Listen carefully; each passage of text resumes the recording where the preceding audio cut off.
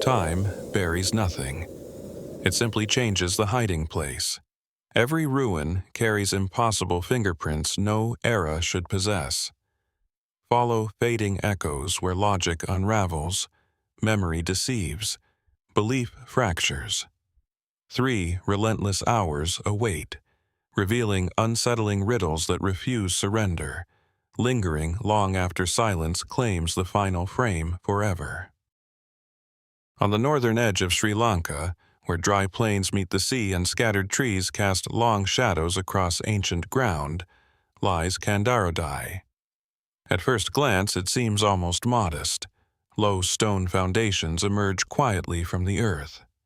Rows of small, circular stupas rise only a short distance above the soil, weathered by centuries of wind, rain, and relentless tropical heat. There are no towering temples or dramatic walls here. Instead, the silence itself becomes part of the landscape, inviting careful observation rather than immediate admiration. Kandarodai is one of Sri Lanka's oldest known archaeological sites, associated with the ancient settlement often identified as Kadurugoda.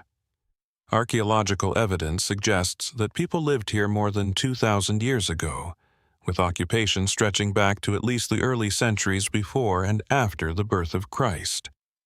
Excavations have uncovered pottery, beads, coins, iron tools, and ceramics originating from distant lands, including Roman and South Indian trade networks. These discoveries paint a picture of a community deeply connected to maritime commerce, standing at the crossroads of cultures that crossed the Indian Ocean. Yet, the most recognizable feature of Kandarodai remains its remarkable collection of miniature stupas.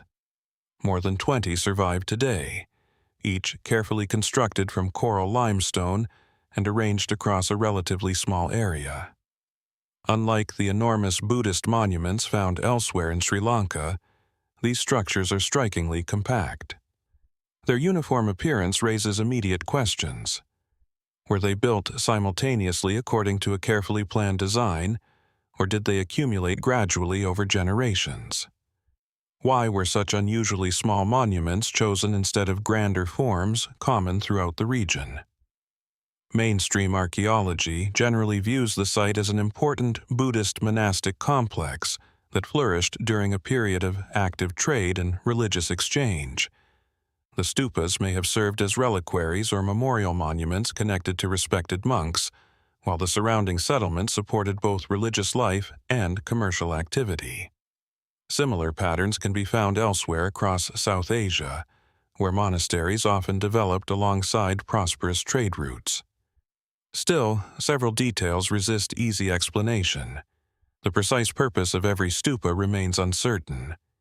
Few inscriptions survive to identify the individuals commemorated or the events that inspired their construction.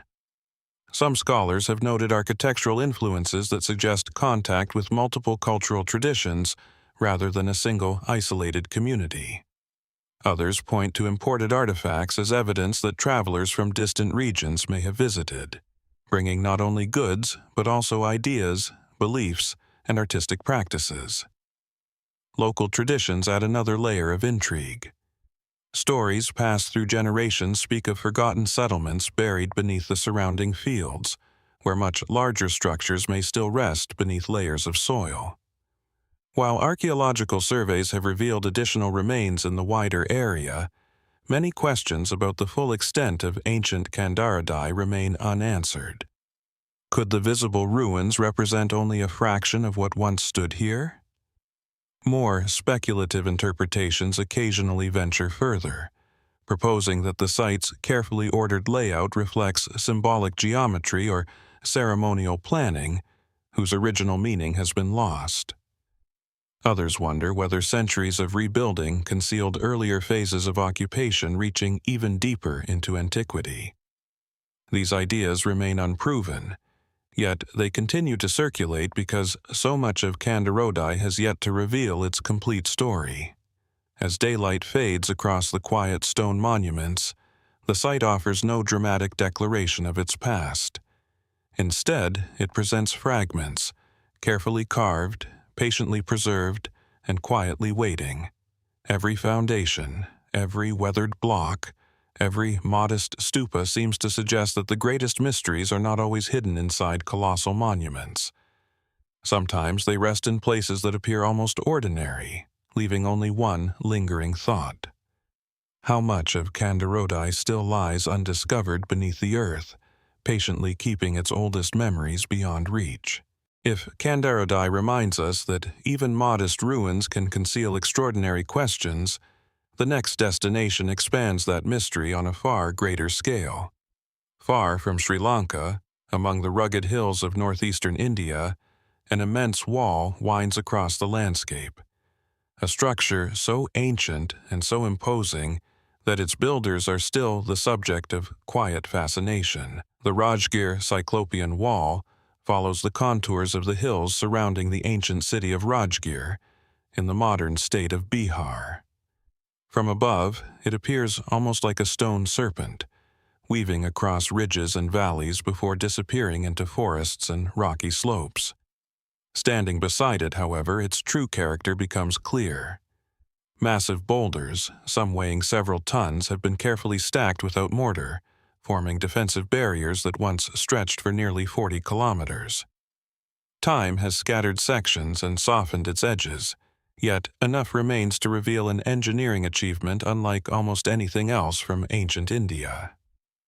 Unlike polished monuments built to inspire admiration, the Cyclopean Wall possesses a raw, almost primal appearance. Enormous stones rest directly upon one another, their irregular shapes fitting together with surprising stability. There is little decoration, no carved inscriptions proclaiming kings or victories. The wall seems to speak through its sheer presence alone. Most historians associate the structure with the ancient kingdom of Magadha, one of the most influential political powers of early India. Rajgir, known in ancient texts as Rajagriha, served as Magadha's capital before the rise of Pataliputra. The city occupies a unique geographical setting, surrounded by hills that naturally form a defensive basin. Rather than relying solely on these natural barriers, its inhabitants strengthened them with immense stone fortifications, creating a protected enclosure unlike any other in the region. Dating the wall precisely has proven difficult. Many scholars believe large portions were constructed between the 6th and 5th centuries BC, although certain sections may be older or have undergone repeated rebuilding over generations. Ancient literary sources mention Rajgir as an important center during the lifetimes of both the Buddha and Mahavira, suggesting that these formidable defenses already stood during one of the most transformative periods in South Asian history. Yet, despite centuries of research, fundamental questions remain unanswered. Who organized such an ambitious project? How many workers were required to transport and position thousands of enormous stones across steep hillsides without modern machinery? Unlike later fortifications built with mortar and carefully shaped blocks, the Cyclopean Wall relies almost entirely on gravity, balance, and the natural forms of the rocks themselves. Even after more than 2 millennia of earthquakes, monsoon rains, and vegetation growth, significant portions continue to stand. The term Cyclopean was borrowed by archaeologists from ancient Greek architecture, describing walls built from exceptionally large stones fitted together without mortar. The name does not imply any connection between Greece and India. Instead, it reflects a shared sense of astonishment. Early observers considered such massive construction so extraordinary that legends often attributed similar structures elsewhere to mythical giants. That comparison has inspired speculation extending well beyond conventional archaeology. Some researchers have wondered whether the wall reflects construction techniques inherited from an even earlier architectural tradition, one now almost entirely lost. Could generations of builders have preserved knowledge that predates written records in the region? Others point toward the remarkable adaptation of the wall to the surrounding landscape, suggesting that its builders possessed a sophisticated understanding of terrain, structural stability, and long-term durability that continues to impress modern engineers.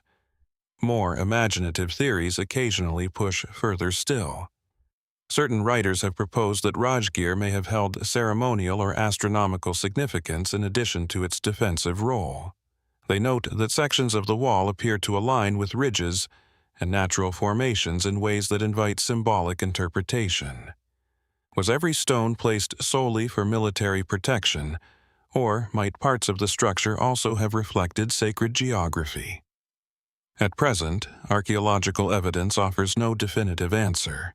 Yet the question persists because so much of the ancient city's original layout remains buried or eroded. Excavations around Rajgir have uncovered gateways, habitation areas, religious sites, and artifacts spanning many centuries, revealing a city that evolved continuously rather than emerging all at once. Each discovery adds another piece to the historical puzzle while simultaneously exposing new gaps in the narrative. Even today, dense vegetation covers sections of the wall, concealing stretches that few visitors ever see. Beneath accumulated soil and fallen stone, additional features may still await careful excavation. Walking beside these weathered boulders, it becomes difficult not to imagine the countless generations who pass through these hills. Merchants, monks, rulers, soldiers, and travelers all encountered the same immense barrier rising from the landscape. To them, the wall may have represented security, authority, or spiritual symbolism. To us, it represents something equally compelling, a monument whose greatest achievement may not simply be its survival, but its ability to preserve uncertainty. The Rajgir Cyclopean Wall does not offer dramatic inscriptions explaining its origins or builders. Instead, it leaves behind stone upon stone, arranged with deliberate purpose, yet guarded by silence. And perhaps that silence poses the most enduring mystery of all. After more than 2,000 years, are we looking at the complete story of Rajgir's ancient defenses, or merely the visible edge of something far larger, still resting beneath the hills? From the stone ramparts of Rajgir, where immense walls still guard unanswered questions, our journey moves westward into one of the harshest landscapes on Earth. Here, amid sweeping sands and rugged limestone escarpments, another ancient mystery waits, not hidden within mountains, but preserved beneath centuries of drifting dust. At the edge of the vast empty quarter, in southwestern Saudi Arabia, lie the ruins of Qaryat al-Faw. Today, the site appears isolated beyond imagination. Dry riverbeds cut through the surrounding plain, while the desert stretches toward the horizon in every direction. Wind moves across abandoned streets where voices once echoed through markets, temples, and homes. It is difficult to believe that this silent landscape was once one of Arabia's most prosperous urban centers. The remains emerge gradually from the sand. Stone buildings outline forgotten neighborhoods. Broken columns cast thin shadows beneath the relentless sun. Tombs carved into nearby cliffs overlook the settlement as though continuing an endless vigil. Fragments of painted walls, inscriptions, sculptures, and everyday objects hint at lives that unfolded here nearly 2,000 years ago, when caravans crossed Arabia carrying incense, spices, precious textiles, and ideas between distant civilizations. Qaryat al-Faw flourished from roughly the 4th century BC until the 4th century AD. It served as the capital of the kingdom of Kinda during part of its history and occupied a strategic position along ancient trade routes linking southern Arabia with Mesopotamia and the Mediterranean world. Merchants traveling across the peninsula found not merely a resting place here, but a thriving city filled with commerce, religion, craftsmanship, and cultural exchange. Archaeological excavations have transformed our understanding of ancient Arabia. Hundreds of inscriptions written in various scripts have been uncovered, providing rare glimpses into the languages, beliefs, and administration of the settlement. Excavators have revealed elaborate houses with central courtyards, marketplaces, workshops, wells, temples, and remarkably decorated tombs. Wall paintings depicting human figures, animals, and geometric patterns demonstrate an artistic tradition rarely associated with ancient desert communities. Yet, despite decades of research, Khirokitia Settlement continues to resist simple explanation. One of its greatest mysteries lies in its very existence. How did such a sophisticated urban center flourish in an environment where survival itself seems improbable? Modern visitors see an unforgiving desert, but ancient inhabitants developed ingenious methods for collecting seasonal water and managing limited resources. Wells, underground channels, and careful planning supported thousands of residents for centuries. Even so, the balance between prosperity and environmental hardship must have remained fragile. A slight change in climate, trade patterns, or political stability could have transformed abundance into vulnerability. The city's sudden decline raises equally compelling questions. Historical evidence suggests that changing trade networks gradually reduced its importance. As maritime commerce expanded, long-distance caravan routes became less dominant, weakening settlements that depended upon them. Political shifts across Arabia may also have contributed to its abandonment. These explanations fit much of the available evidence, yet they leave important details unresolved. Why do certain districts appear to have been deserted more rapidly than others? Did environmental pressures accelerate the process? Or did a series of smaller events combine to bring about the city's quiet disappearance? Its religious landscape offers another layer of intrigue. Excavations have uncovered temples dedicated to local deities alongside inscriptions invoking various divine figures worshipped throughout ancient Arabia.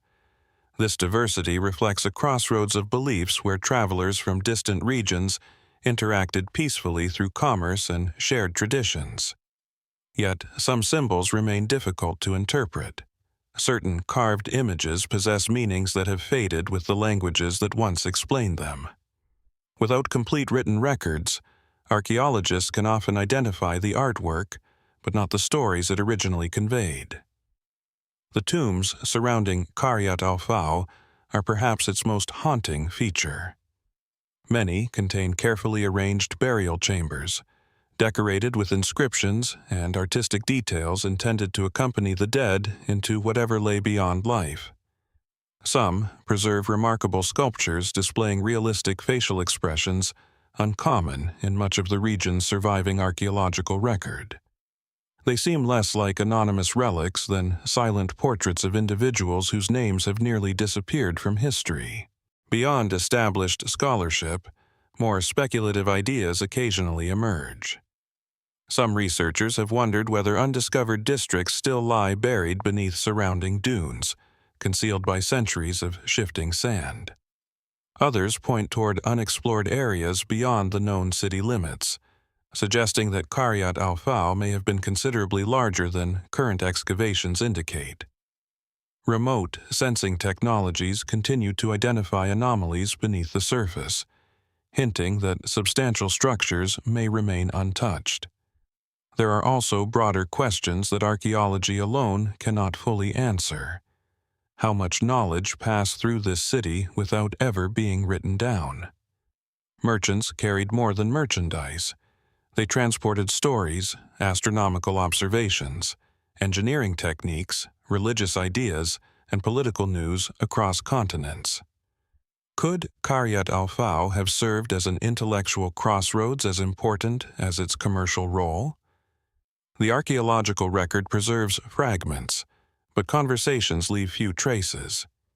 As daylight fades over the empty streets, the desert slowly reclaims the outlines of walls and courtyards.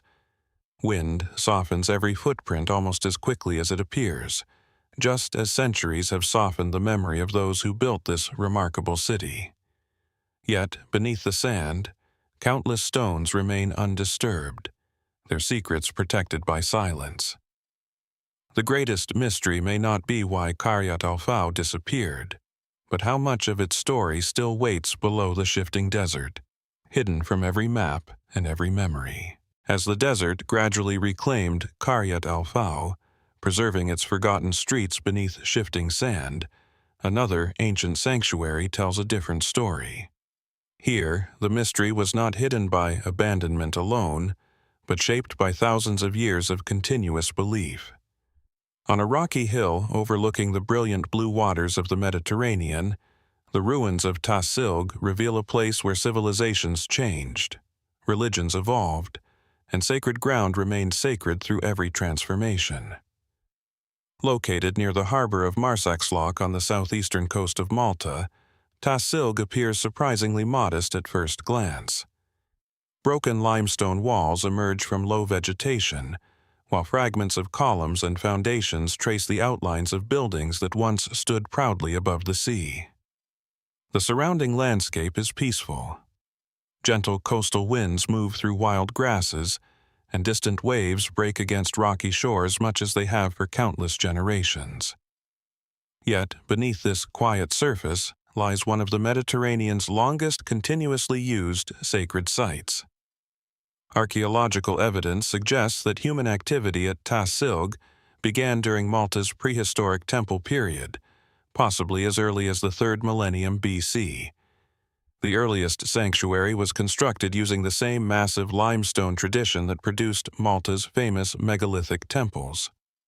Over the centuries that followed, however, the site did something remarkably rare.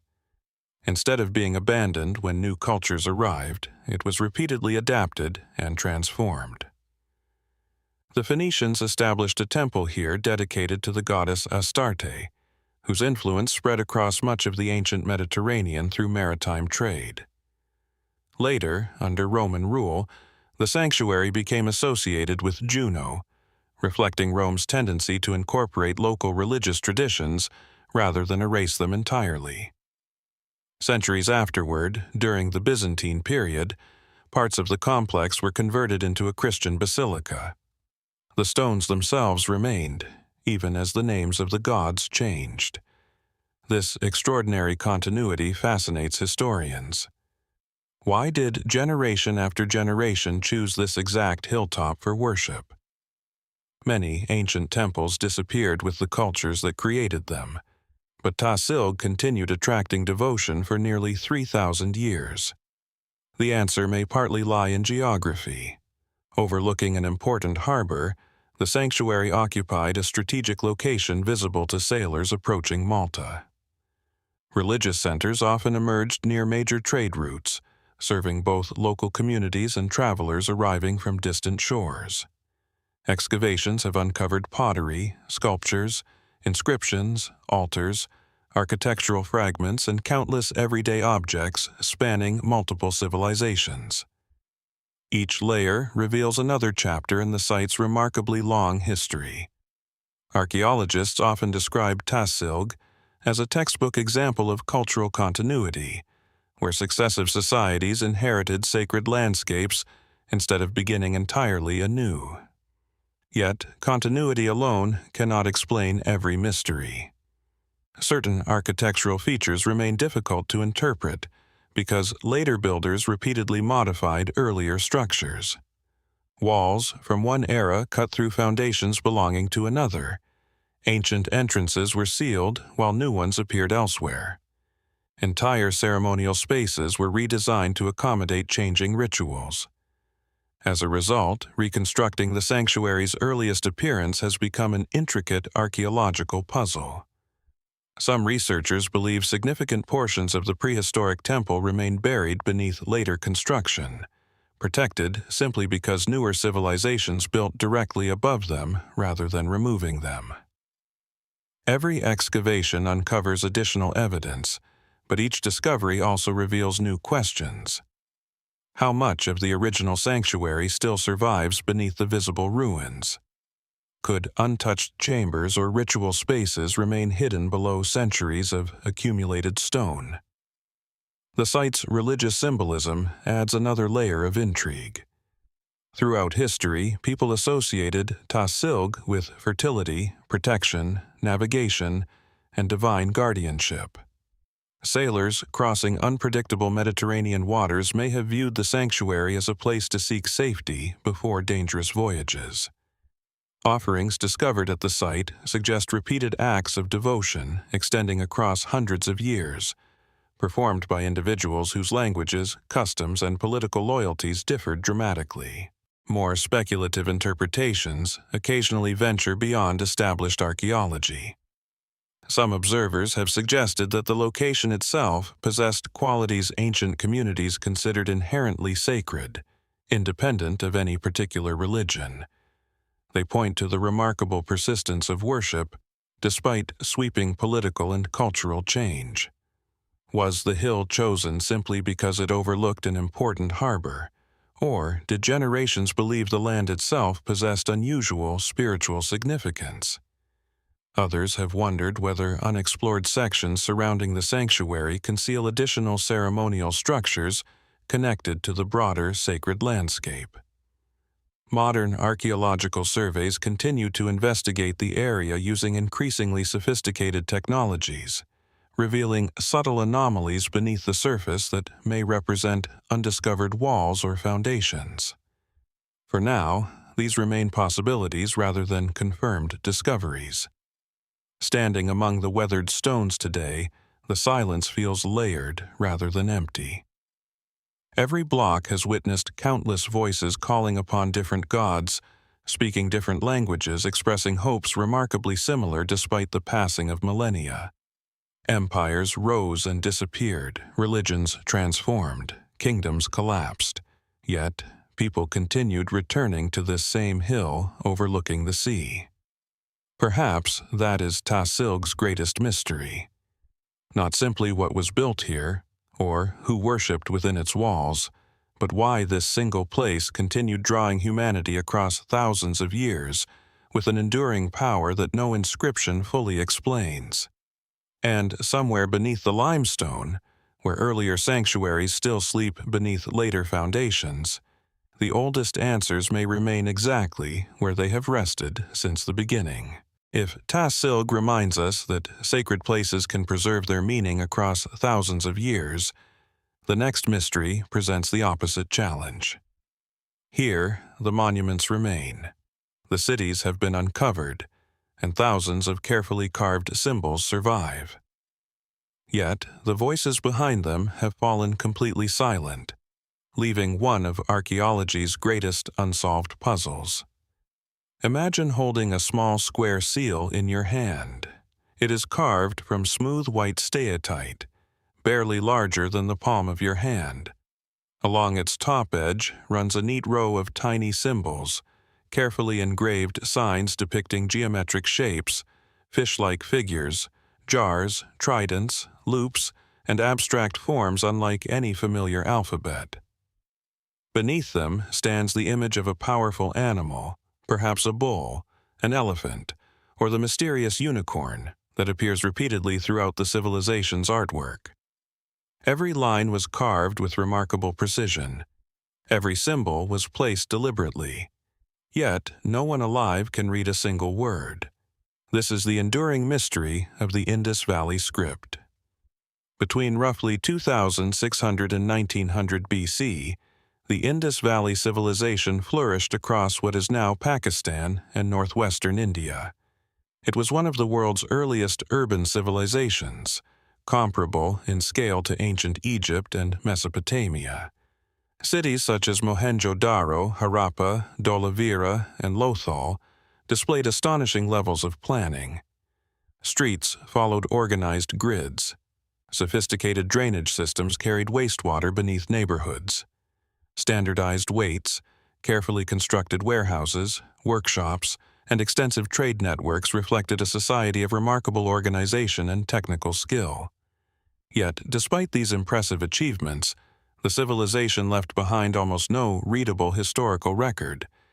Instead, archaeologists have recovered more than 4,000 inscribed objects bearing what appears to be a writing system unlike any other.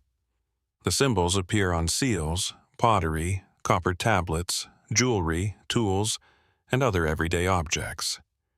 Most inscriptions are remarkably brief, often containing only 4 to 6 characters, while the longest known examples contain little more than 24 signs.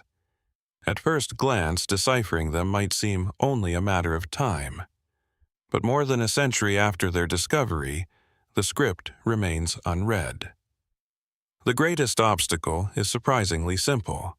No bilingual inscription has ever been found. When scholars deciphered Egyptian hieroglyphs, they benefited from the Rosetta Stone, which presented the same text in multiple scripts. Mesopotamian cuneiform was eventually unlocked through multilingual inscriptions carved by ancient rulers. The Indus script offers no such key. Without a parallel translation or a known descendant, researchers must study the symbols almost entirely in isolation. Even the language hidden behind the script remains uncertain. Many scholars suggest it may represent an early Dravidian language, supported by linguistic and cultural clues that connect ancient populations of the region with later Dravidian-speaking communities. Others have proposed links to early Indo-Aryan languages or entirely separate linguistic families that have since disappeared. Still, others argue that the symbols may not represent spoken language in the conventional sense at all, but rather a sophisticated system of religious, administrative, or commercial notation. None of these ideas has achieved universal acceptance. The symbols themselves deepen the mystery. Roughly 400 distinct signs have been identified, although not all appear frequently. Certain characters almost always occur at the beginning of inscriptions, while others consistently appear near the end. Statistical analysis suggests that the order of the symbols follows meaningful patterns rather than random decoration. In many ways, they behave like writing. Yet, the inscriptions remain frustratingly short. Why would a civilization capable of constructing vast cities produce almost no lengthy texts?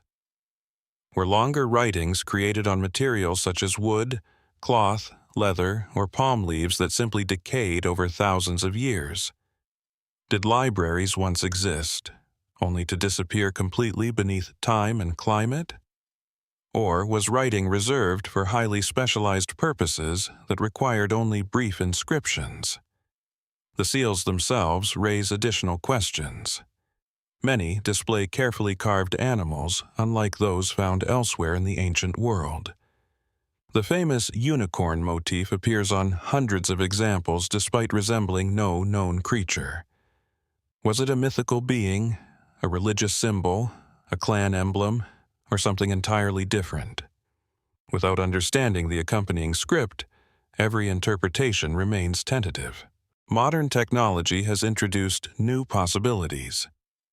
Artificial intelligence, computational linguistics, and advanced statistical modeling now examine the script in ways impossible only decades ago. Researchers compare symbol frequencies, recurring sequences, and structural patterns with dozens of ancient writing systems. These methods have revealed increasing evidence that the inscriptions possess internal organization consistent with genuine written communication. Yet, recognizing structure is not the same as understanding meaning. More speculative theories occasionally move beyond mainstream scholarship. Some propose that the script preserves knowledge from an even earlier cultural tradition now completely lost. Others suggest the civilization's apparent silence reflects only the tiny fraction of its material record that has survived. After all, archaeologists estimate that only a small percentage of Indus settlements have been fully excavated.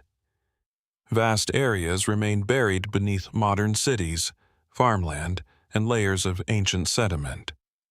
Perhaps somewhere beneath those untouched landscapes lies the missing inscription that changes everything: a longer text, a bilingual tablet, or an overlooked archive capable of giving voice to people who have remained silent for 4,000 years. Until then, every tiny seal stands as both a masterpiece of craftsmanship and a reminder that one of humanity's greatest civilizations still speaks in a language no one has yet learned to hear. If the Indus Valley script reminds us that entire civilizations can leave behind words no one can read, the next mystery shifts our attention from silent symbols to silent stone. High on an isolated plateau in central Spain, an ancient city appears to have been carved directly from the living rock itself. Its streets, reservoirs, homes, and passageways seem less constructed than revealed, as though the landscape had slowly transformed into a settlement whose deepest secrets remain locked within the cliffs. Tiirmes rises above the surrounding countryside in the province of Soria, where winds sweep across rolling hills and red sandstone formations dominate the horizon. From a distance, the site blends almost perfectly into the natural terrain. Only as visitors draw closer do they begin to recognize straight lines where nature rarely creates them, stairways descending into solid rock, and walls emerging seamlessly from the plateau. It is a city that seems to belong to both geology and human imagination. Long before Roman influence reached this region, Tiirmes was occupied by the Celtiberians, a collection of Iron Age peoples who developed distinctive cultures across much of the Iberian Peninsula. Archaeological evidence suggests that the settlement flourished for centuries before Roman forces gradually incorporated it into their expanding empire during the 2nd century BC. Rather than abandoning the existing city, the Romans transformed it, adding roads, public buildings, water systems, and administrative structures while preserving much of its remarkable rock-cut landscape. Today, the most striking feature of Tiirmes is not what stands above ground, but what was carved beneath it. Entire streets have been cut directly into the sandstone. Deep channels guide rainwater across the settlement. Storage chambers, dwellings, and underground rooms emerge from the bedrock with astonishing precision. Massive staircases descend into spaces whose original purposes remain uncertain. Walking through the ruins feels less like exploring conventional architecture than navigating a carefully sculpted extension of the mountain itself. Mainstream archaeology explains much of this unusual design through practicality. The local sandstone is relatively soft, allowing ancient builders to carve large spaces using iron tools while creating structures naturally insulated from extreme seasonal temperatures. Rock-cut architecture also offered durability, requiring fewer construction materials than freestanding buildings. Yet, even with these practical advantages, Tiirmes continues to inspire questions. How was such an extensive urban landscape planned across uneven terrain? Did generations of craftsmen gradually expand the city over centuries? Or did a coordinated vision guide its earliest development? Unlike many ancient settlements that spread organically over time, certain sections of Tiirmes display remarkable consistency in layout, suggesting careful long-term planning that still impresses modern archaeologists. Its hydraulic engineering adds another layer of fascination. Channels, cisterns, and reservoirs collected and distributed precious water throughout the settlement despite its elevated position. Some systems remain only partially understood because later construction modified earlier features, while erosion has obscured important connections between different parts of the network. During periods of drought, these carefully engineered systems would have determined the city's survival. How much of this infrastructure still lies concealed beneath collapsed rock and accumulated soil? Excavations have revealed temples, houses, workshops, defensive walls, and traces of Roman public buildings, yet only portions of the ancient settlement have been fully explored. Large areas remain covered by centuries of sediment, leaving archaeologists with an incomplete map of the city's original extent. Every excavation season uncovers new details while simultaneously revealing additional mysteries. The city's relationship with Rome also raises intriguing possibilities. Historical records indicate that Tiirmes became integrated into the Roman world, adopting elements of Roman administration and urban life. However, archaeological evidence suggests that local traditions continued alongside imperial influence rather than disappearing entirely. Indigenous construction methods, artistic styles, and cultural practices survived within a city increasingly connected to one of history's greatest empires. It was not simply conquered, it evolved. Beyond established scholarship, more speculative ideas occasionally emerge. Some researchers have wondered whether the earliest rock-cut sections predate the known Celtiberian settlement by a significant margin, perhaps originating from an even older phase of occupation that has yet to be fully identified. Others point to the unusual arrangement of carved spaces and passageways, suggesting that some areas may have served ceremonial purposes in addition to practical ones. Without inscriptions explaining their functions, these interpretations remain possibilities rather than conclusions. The surrounding landscape contributes its own quiet mystery.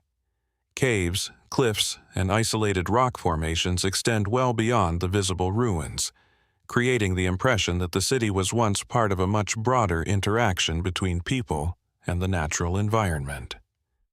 Remote sensing and geophysical surveys continue to identify buried anomalies that may represent undiscovered buildings or hidden sections of the settlement. What appears today as an archaeological site may be only the visible heart of a far larger complex. As evening light settles across the red sandstone, shadows deepen inside stairways carved more than 2,000 years ago. Wind moves through empty passages where countless footsteps once echoed, while the stone itself preserves every mark left by ancient tools. Tiirmes does not overwhelm with towering monuments or lavish decoration. Instead, it offers something quieter and perhaps even more enduring, a landscape where nature and human ingenuity became almost impossible to separate. And somewhere beneath those weathered cliffs, where untouched layers still wait beneath the earth, the oldest chapter of Tiirmes may remain unwritten, patiently hidden within the rock that has guarded it for centuries. From the sandstone passages of Tiirmes, where entire streets seem to emerge from the earth itself, our journey now crosses the Atlantic to the mist-covered highlands of southern Colombia.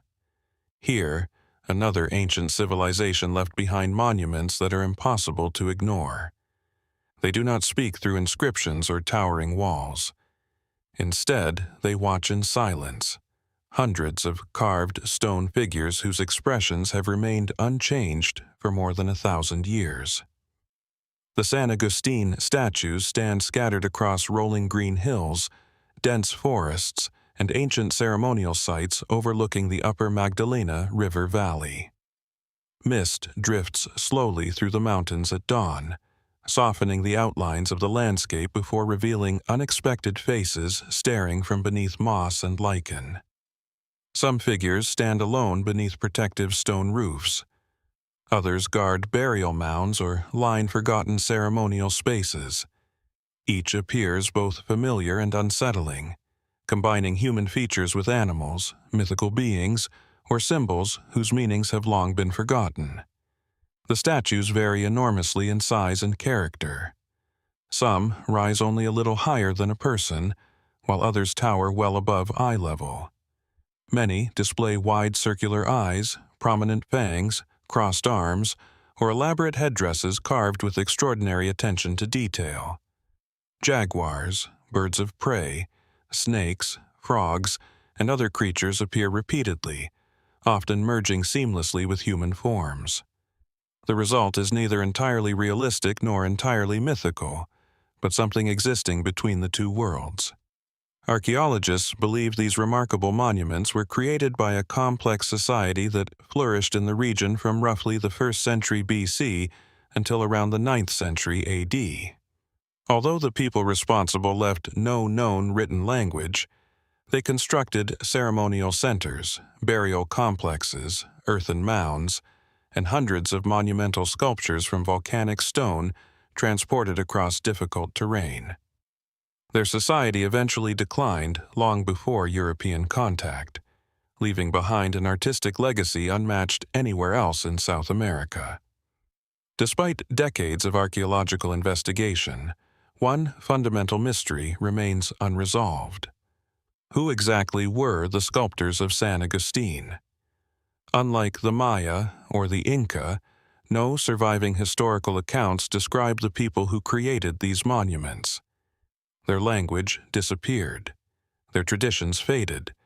Their political organization remains only partially understood through excavation alone. Everything archaeologists know has been reconstructed from artifacts, architecture, burials, and the statues themselves. The sculptures appear closely connected to funerary practices.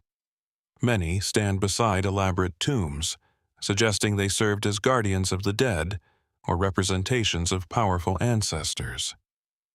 Excavations have uncovered carefully constructed burial chambers containing pottery, ornaments, stone tools, and ceremonial objects. These discoveries support the view that San Agustin was not a single city, but a sacred ceremonial landscape occupied by interconnected communities over many centuries. Yet, the symbolism carved into the statues continues to inspire debate. Why do so many figures combine human and animal characteristics? Mainstream interpretations often connect these hybrid forms with spiritual transformation, religious authority, or shamanic traditions common among various indigenous cultures of the Americas. Jaguars, for example, frequently symbolize strength, leadership, or supernatural power, while birds may represent communication between earthly and spiritual realms. Even so, no written explanation survives to confirm these interpretations. Each statue remains open to multiple possibilities. Some figures hold mysterious objects whose purpose cannot be identified with certainty. Others display facial expressions unlike those found elsewhere in ancient American sculpture. Certain monuments appear almost identical despite being separated by considerable distances, raising questions about whether master artisans traveled between ceremonial centers or whether a shared symbolic tradition united communities across the region. The sheer effort involved in creating these monuments adds another layer of intrigue. Many statues were carved from dense volcanic rock, using relatively simple stone tools before being transported into position without wheeled vehicles or large domesticated animals. How were these immense sculptures moved across steep hillsides and river valleys? Archaeologists have proposed various methods involving wooden rollers, ropes, earthen ramps, and coordinated labor, yet the practical details remain subjects of ongoing investigation. Beyond established archaeology, more speculative theories occasionally emerge. Some observers suggest the statues preserve fragments of astronomical knowledge encoded through their placement and orientation. Others propose that certain ceremonial complexes align with seasonal events or surrounding mountains in ways not yet fully understood. While evidence for intentional astronomical planning remains inconclusive, researchers continue studying the broader landscape rather than examining individual monuments in isolation. There are also unanswered questions beneath the ground itself. Modern surveys indicate that numerous burial mounds and subsurface structures remain unexcavated throughout the San Agustin Archaeological Park and neighboring valleys. Every new excavation expands the known ceremonial landscape, suggesting that many important sites still lie hidden beneath vegetation and centuries of accumulated soil. Standing before one of these weathered guardians, it is difficult not to feel the weight of silent observation. The sculptor who carved its face understood exactly what every symbol meant. The people who gathered around it recognized its significance without explanation. Today, we can admire the craftsmanship, measure the stone, and analyze the archaeological evidence. Yet, the deeper language of these monuments remains elusive. Perhaps that is why the San Agustin statues continue to captivate historians and travelers alike. They have survived not simply because they were carved from stone, but because they continue asking questions no inscription has answered. And somewhere among the mist-covered hills, where undiscovered monuments may still rest beneath the forest floor, the missing pieces of their forgotten world could still be waiting to emerge into the light. If the stone guardians of San Agustin seem to watch silently over the living world, the next mystery invites us to descend into one built for the dead. Hidden beneath the mountains of southwestern Colombia, an underground realm stretches beneath grassy hills, where carefully carved stairways spiral into chambers painted with symbols that have outlived the people who created them. The Tierra Dentro hypogea lie within a rugged landscape of deep valleys, mist-covered ridges, and dense forests in Colombia's Cauca department. From the surface, the hills appear almost ordinary. Wild grasses ripple in the mountain breeze, while scattered trees cast shifting shadows across the ground. Only when archaeologists uncovered the entrances did the true nature of the landscape become apparent.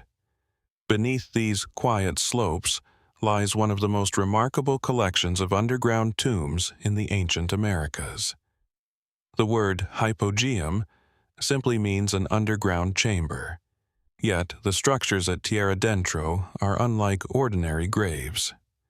Narrow staircases descend through solid volcanic rock, spiraling downward into spacious circular rooms supported by carefully carved central columns. Every surface was shaped by human hands. Walls, ceilings, and pillars were painted with striking geometric patterns in red, black, and white pigments. Even after centuries beneath the earth, many of these designs remain astonishingly vivid. Stepping inside one of these chambers creates an immediate sense of separation from the outside world. Sunlight fades behind the entrance. Cool air replaces the warmth of the mountain landscape.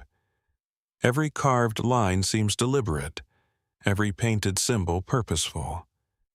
It feels less like entering a burial place than crossing into an entirely different realm. Archaeologists believe the Tierra Dentro hypogea were constructed between approximately the 6th and 9th centuries AD by indigenous communities whose identities remain only partially understood. Unlike neighboring civilizations that left larger settlements or extensive monumental architecture, these people devoted extraordinary effort to creating elaborate subterranean tombs for members of their elite. Human remains, ceramic vessels, ornaments, and ritual offerings discovered within the chambers suggest that these were places of profound ceremonial importance rather than simple burial sites. Yet, many of the most important questions remain unanswered. Who were the builders of these underground sanctuaries? No written language survives to identify their rulers, beliefs, or traditions. Everything known about their society comes from archaeology, oral traditions, and careful study of the landscape itself. Even the relationship between Tierra Dentro and the nearby San Agustin culture continues to generate discussion. The similarities in certain artistic motifs suggest possible cultural connections, while significant architectural differences point toward distinct traditions that evolved independently. The engineering alone inspires admiration. Using stone tools and remarkable precision, ancient craftsmen excavated deep vertical shafts into volcanic rock before carving symmetrical chambers below. Central columns were left standing to support the ceilings, while niches, benches, and decorative elements were shaped directly from the surrounding stone. The result is architecture created not by assembling materials, but by removing them with extraordinary care. How were these spaces planned so accurately beneath the surface without modern surveying equipment? Even today, reproducing such underground geometry would require careful measurement and experience. The painted decorations introduce another layer of mystery. Bold zigzags, diamonds, spirals, triangles, and abstract figures cover the walls in repeating patterns. Some designs resemble textiles or body decorations still found among indigenous communities in parts of South America, leading many researchers to interpret them as symbolic expressions connected to ancestry, cosmology, or ritual identity. Others may represent ideas whose meanings disappeared long ago with the language that once explained them. Among the most intriguing features are the carved human-like faces that occasionally emerge from columns or walls. Their expressions remain calm, almost watchful, neither welcoming nor threatening. Were they intended to represent ancestors guarding the tombs, spiritual beings accompanying the dead, or symbolic figures marking the transition between the living world and whatever lay beyond? No inscription survives to answer. The surrounding landscape deepens the mystery further. Numerous burial mounds, ceremonial platforms, and smaller archaeological sites are scattered throughout the valleys surrounding the hypogea. Rather than existing in isolation, the underground tombs formed part of a much larger sacred landscape, whose complete organization has yet to be fully understood. Modern archaeological surveys continue identifying previously unknown features hidden beneath vegetation and accumulated soil. Beyond mainstream interpretations, more speculative ideas occasionally arise. Some observers have wondered whether the underground chambers were designed to recreate sacred caves believed to connect different levels of the universe. Across many ancient cultures, caves symbolized places of transformation, birth, death, and communication with spiritual forces. Others suggest that the careful geometry and repeated patterns may reflect astronomical or cosmological concepts encoded into the architecture itself. While evidence for such theories remains limited, they persist because the symbolism carved into these chambers has never been fully deciphered. Time has also concealed countless details. Many tombs were disturbed by looting long before systematic archaeology began, removing artifacts that might have explained the rituals once performed here. Others remain unexcavated, sealed beneath untouched hillsides. Every new discovery raises the possibility that future excavations may reveal entirely new forms of underground architecture still hidden beneath the mountains. Standing at the entrance to one of these silent chambers, it becomes impossible to ignore the extraordinary commitment required to create spaces few living people were ever meant to inhabit for long. The builders invested immense effort in places destined to remain hidden beneath the earth, known only to those entrusted with ancient ceremonies. Perhaps the greatest mystery of Tierra Dentro is not how these magnificent hypogea were carved, but why their creators believed the world beneath the surface deserved beauty equal to, or perhaps greater than, the world above. And somewhere below these quiet hills, behind layers of untouched rock, there may still be unopened chambers patiently preserving answers that have waited for more than 1,000 years. If the underground chambers of Tierra Dentro preserve the careful rituals of those who honored the dead, the next mystery presents a haunting contrast. Here, death arrived without ceremony. No one returned to bury the victims. No memorial was raised. Instead, an entire community appears to have been frozen in its final moments, leaving behind one of the most unsettling archaeological discoveries in northern Europe. On the Swedish island of Öland, surrounded by windswept grasslands and the waters of the Baltic Sea, lies the circular stone fortress of Sandbyborg. From above, its shape is strikingly symmetrical. Thick limestone walls form a perfect ring, enclosing the remains of ancient houses arranged along narrow pathways. Birds nest among the weathered stones, and wildflowers now grow where families once lived. It seems peaceful, almost timeless. Yet, beneath this quiet landscape rests evidence of an event so sudden and so violent that archaeologists still struggle to explain it. Sandbyborg was one of several ring forts constructed on Öland during the Iron Age. Built around the 4th century AD, it likely served as both a defended settlement and a place of refuge during uncertain times. Stone walls protected dozens of homes where farming families, craftspeople, and local leaders carried out their daily lives. The community was not isolated. Imported Roman coins, luxury objects, and finely crafted jewelry found on the island demonstrate that even this distant region participated in wider trade and cultural networks stretching across Europe. For centuries, the fortress appeared little different from countless other archaeological ruins. Then the excavations began. Inside the houses, archaeologists uncovered human skeletons lying exactly where they had fallen. One elderly man was found collapsed beside his hearth.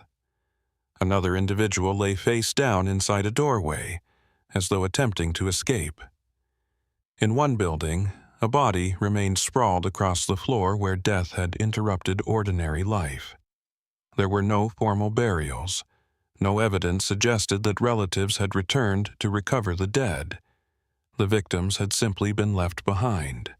Radiocarbon dating and archaeological evidence indicate that the massacre occurred during the late 5th century AD, a period marked by political instability across much of Europe following the gradual collapse of the Western Roman Empire.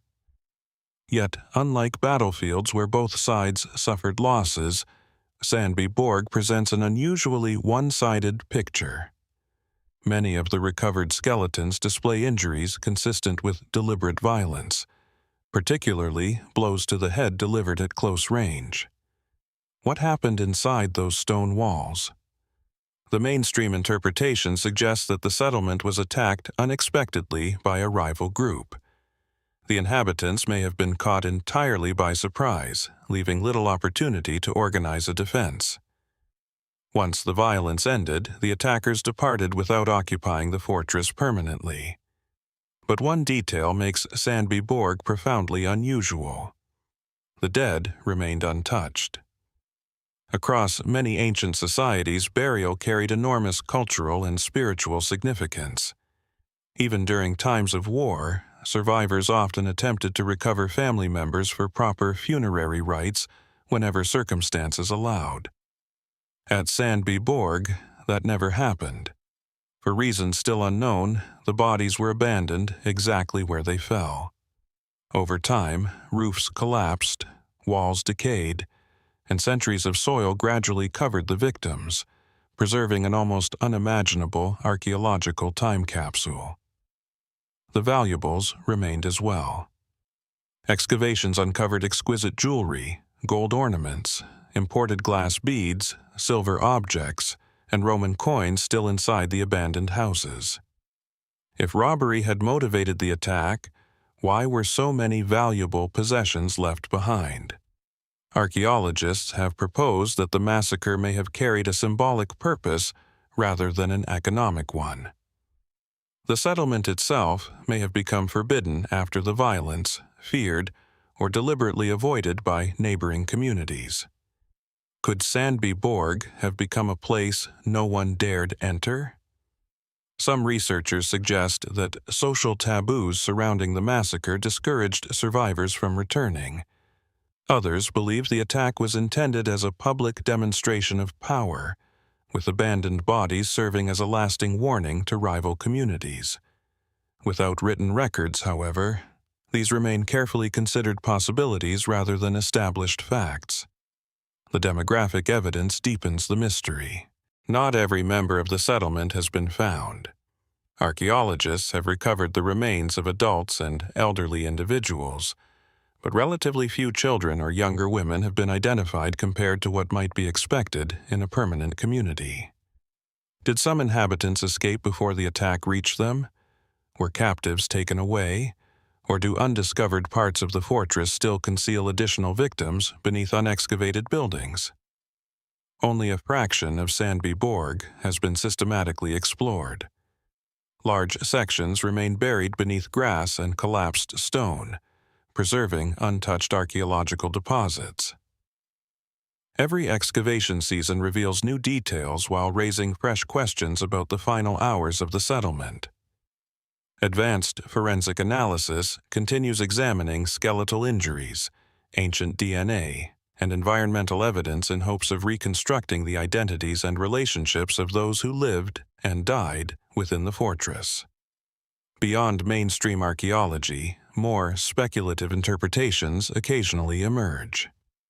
Local folklore has long associated abandoned places with restless spirits and lingering memories, and Sandby Borg has sometimes been woven into such traditions. Others have wondered whether the fortress was deliberately shunned for generations, because the violence carried profound religious or political meaning now lost to history. These ideas remain impossible to verify, yet they reflect the extraordinary emotional impact of a place where everyday life appears to have ended almost instantly. Walking through Sandby Borg today, silence settles naturally among the ruined walls. The empty houses reveal no dramatic monuments, only ordinary spaces where meals were prepared, tools were stored, and conversations once filled the air. That ordinary quality makes the mystery even more unsettling. This was not a legendary palace or a famous battlefield. It was simply a community that disappeared without explanation, leaving behind unanswered questions instead of remembered names. Perhaps somewhere beneath the unexcavated houses, another doorway still conceals the missing pieces of the story. Or perhaps the greatest secret of Sandby Borg is one that no artifact can fully reveal: why an entire settlement was erased so completely that even those who survived never returned to speak for the dead.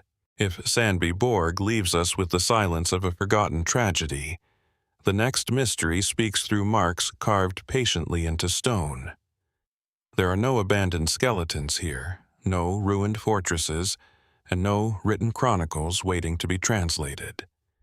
Instead, thousands of images stretch across ancient lava fields, preserving messages whose meanings have faded with time, inviting every generation to search for answers among the rocks. Along the western coast of Hawaii Island, overlooking the deep blue waters of Kealakekua Bay, a vast field of dark volcanic lava extends across the landscape. At first glance, the terrain appears barren and almost lifeless. Jagged basalt, shaped by ancient eruptions, glows beneath the tropical sun, while hardy shrubs cling to cracks in the stone. Yet, hidden across these weathered surfaces are countless carvings, figures etched into the rock by people who lived here centuries before written history reached the islands. These are the Kealakekua petroglyph fields, one of the largest concentrations of rock carvings in Hawaii. Scattered across the lava are thousands of carefully pecked images. Human figures stand with outstretched arms. Triangular bodies, circles, footprints, sails, canoes, animals, and mysterious geometric forms appear in endless variation. Some carvings are only a few centimeters across, while others stretch over a meter in height. Many overlap older designs, creating intricate layers of artistic expression accumulated over generations. Unlike paintings created on cave walls, these petroglyphs were carved directly into hardened lava using stone tools. Every mark required patience and deliberate effort. There was no easy surface to work with. The volcanic rock resisted every strike, ensuring that each completed image represented both skill and intention. Archaeologists generally believe many of the carvings date from between approximately the 12th and 18th centuries AD, although determining the precise age of individual petroglyphs remains extremely difficult. Weathering, repeated carving, and the absence of direct dating methods mean that many figures can only be placed within broad chronological ranges. What is certain is that the petroglyph fields formed an important part of native Hawaiian cultural life long before sustained European contact. Traditional Hawaiian knowledge offers valuable insight into their possible purposes. Some petroglyphs appear connected to genealogy, recording family lineages, or commemorating important individuals. Others may have marked significant life events such as births, journeys, victories, or religious ceremonies. Certain figures are thought to represent ancestral spirits or protective deities associated with particular places. In Hawaiian tradition, landscapes often carry profound spiritual meaning, and the lava fields surrounding Kealakekua Bay were no exception.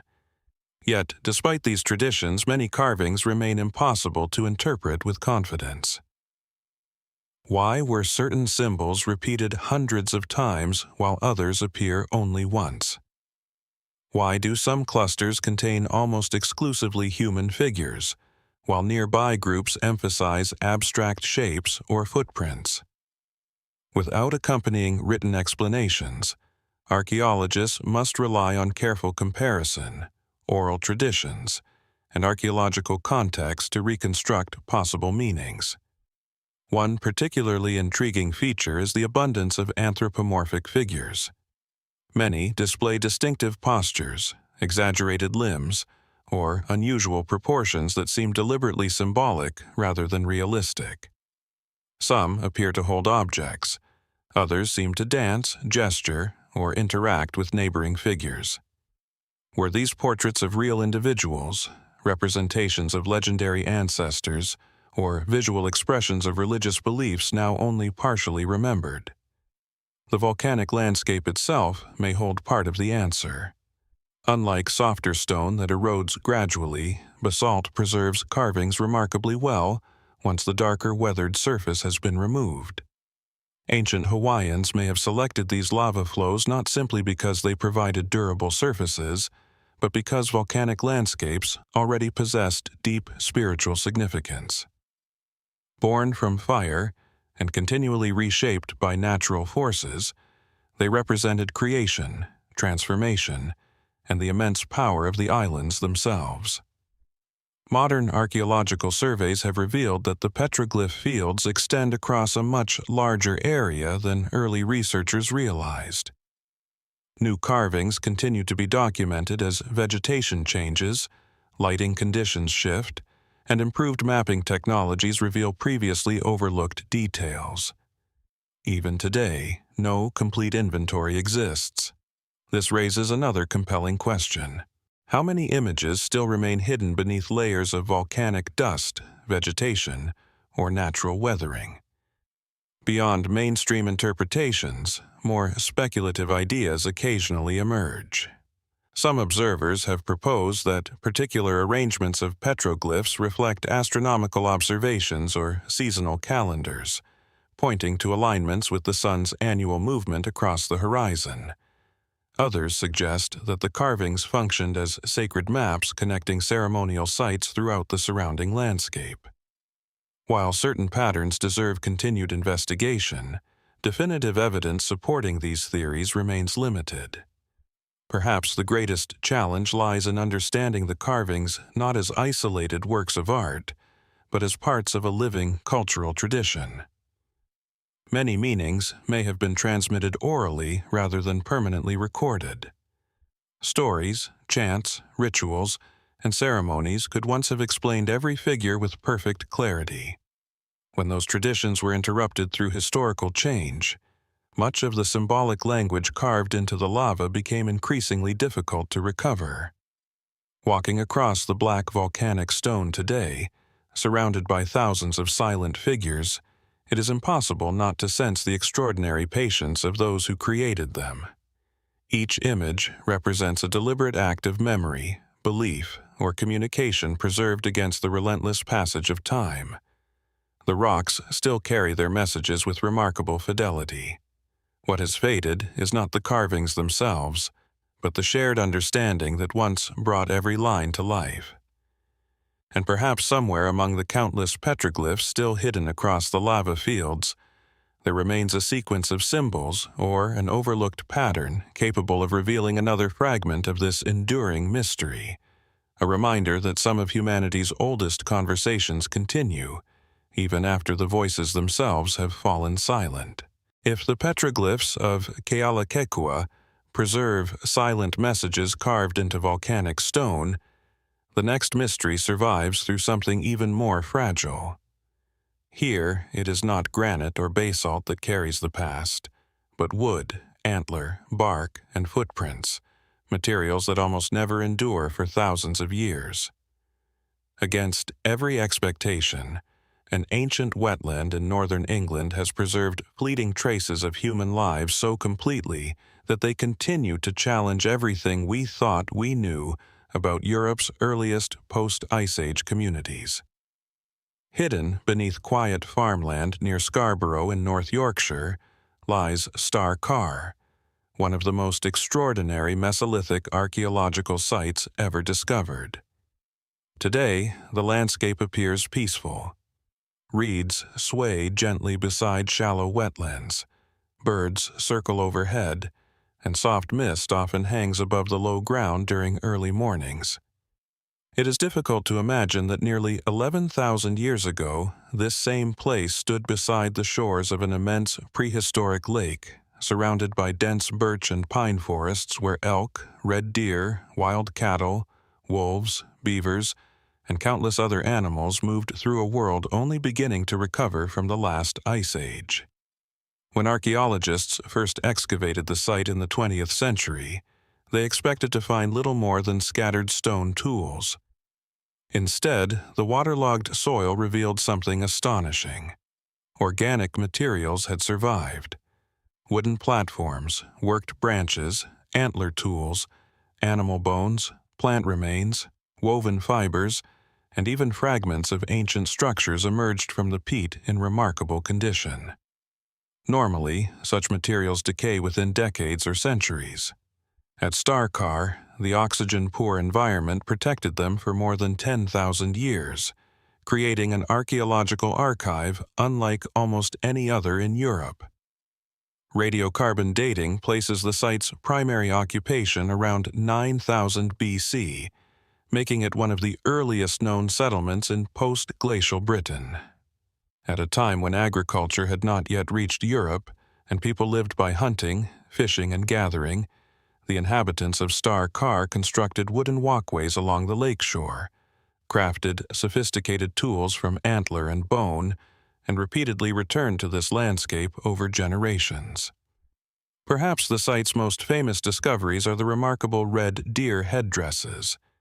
Fashioned from complete deer skulls with carefully modified antlers still attached, these extraordinary objects immediately captured the imagination of archaeologists. The interiors had been painstakingly hollowed out, allowing them to be worn over the head. Small perforations suggest they may have been secured with leather straps or bindings. But why were they made? The practical explanation is straightforward. Hunters may have worn the headdresses while stalking deer, disguising themselves among the animals to approach more closely. Similar techniques have been documented in various hunting cultures throughout history. Yet, not every researcher is convinced this was their only purpose. Some archaeologists believe the elaborate craftsmanship exceeds what would have been necessary for simple camouflage. Wear patterns and deposition context suggest that at least some headdresses may have played ceremonial roles, perhaps used during rituals involving transformation, storytelling, or communication with the spiritual world. Across many hunter-gatherer societies, animals occupied central places in religious belief, often viewed not merely as prey, but as powerful beings deserving respect and ritual attention. Without written records, certainty remains impossible. The lakeshore itself presents another enduring mystery. Excavations uncovered a carefully constructed timber platform extending into the ancient water. Hundreds of split wooden poles were deliberately placed to create a stable surface along the lake's edge. Such engineering required planning, cooperation, and repeated maintenance. Why invest such effort in a lakeside structure? Perhaps it served as a place for launching watercraft, processing animal carcasses, or accessing fishing grounds. Others suggest it functioned as a gathering place where important social or ceremonial activities occurred. Nearby, archaeologists recovered carefully deposited artifacts, including antler frontlets, animal remains, and worked objects that appear to have been intentionally placed into the water rather than accidentally discarded. This pattern has encouraged broader interpretations. Could the lake itself have been regarded as sacred?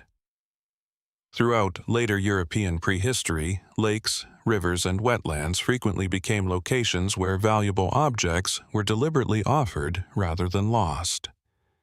Some researchers wonder whether Star Khar preserves one of the earliest known examples of this tradition, suggesting remarkable continuity in ritual behavior across thousands of years. The site's evidence for daily life is equally revealing. Tiny flint blades, woodworking tools, hearths, food remains, and traces of shelters indicate repeated occupation rather than a single brief visit. Yet, archaeologists continue debating whether Star Khar functioned as a permanent settlement, a seasonal hunting camp, or a ceremonial meeting place visited at particular times of year. Different lines of evidence support different possibilities, and the site may have served multiple purposes throughout its long history. Environmental reconstruction has transformed our understanding even further. Preserved pollen grains, seeds, insects, and microscopic organisms allow scientists to recreate the surrounding landscape in extraordinary detail. Rather than inhabiting a harsh wilderness, the people of Star Khar lived within a rich mosaic of forests, marshes, and open water supporting exceptional biodiversity. Even so, many aspects of their lives remain elusive. How did they organize their communities? What stories did they tell around their fires?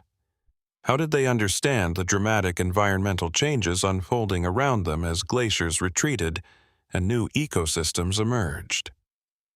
These questions leave few direct archaeological traces. More speculative ideas occasionally push beyond conventional interpretations. Some researchers have proposed that the unusual concentration of ritual objects reflects gatherings involving multiple communities rather than a single local group. Others suggest that Star Khar occupied a unique position within wider seasonal migration routes extending across northern Europe. While evidence continues to accumulate, the full social significance of the site remains uncertain. Modern conservation has introduced an unexpected urgency to the mystery. Ironically, the same wetlands that preserved Star Khar for millennia are now changing. Shifts in groundwater levels and chemical conditions have accelerated the deterioration of organic remains, meaning that archaeological evidence surviving since 9000 BC may now be disappearing within decades. Every excavation becomes a race against time, recovering information before nature reclaims it forever. Standing beside what was once the edge of the ancient lake, it is remarkable to consider how fragile the survival of this place truly is. The wooden platform, the deer headdresses, the footprints of daily life, all endured through an extraordinary combination of chance and environment. They allow us to glimpse people separated from us by 11,000 years, not as distant abstractions, but as skilled craftspeople, hunters, builders, and perhaps spiritual thinkers whose world was far more complex than once imagined. Yet, even after decades of meticulous research, Star Khar refuses to surrender all its secrets. Beneath the remaining peat, beyond the excavated shoreline, and within artifacts whose true meanings have long been forgotten, there may still lie untold chapters of Europe's earliest human story, waiting patiently beneath the quiet waters that preserved them for thousands of years.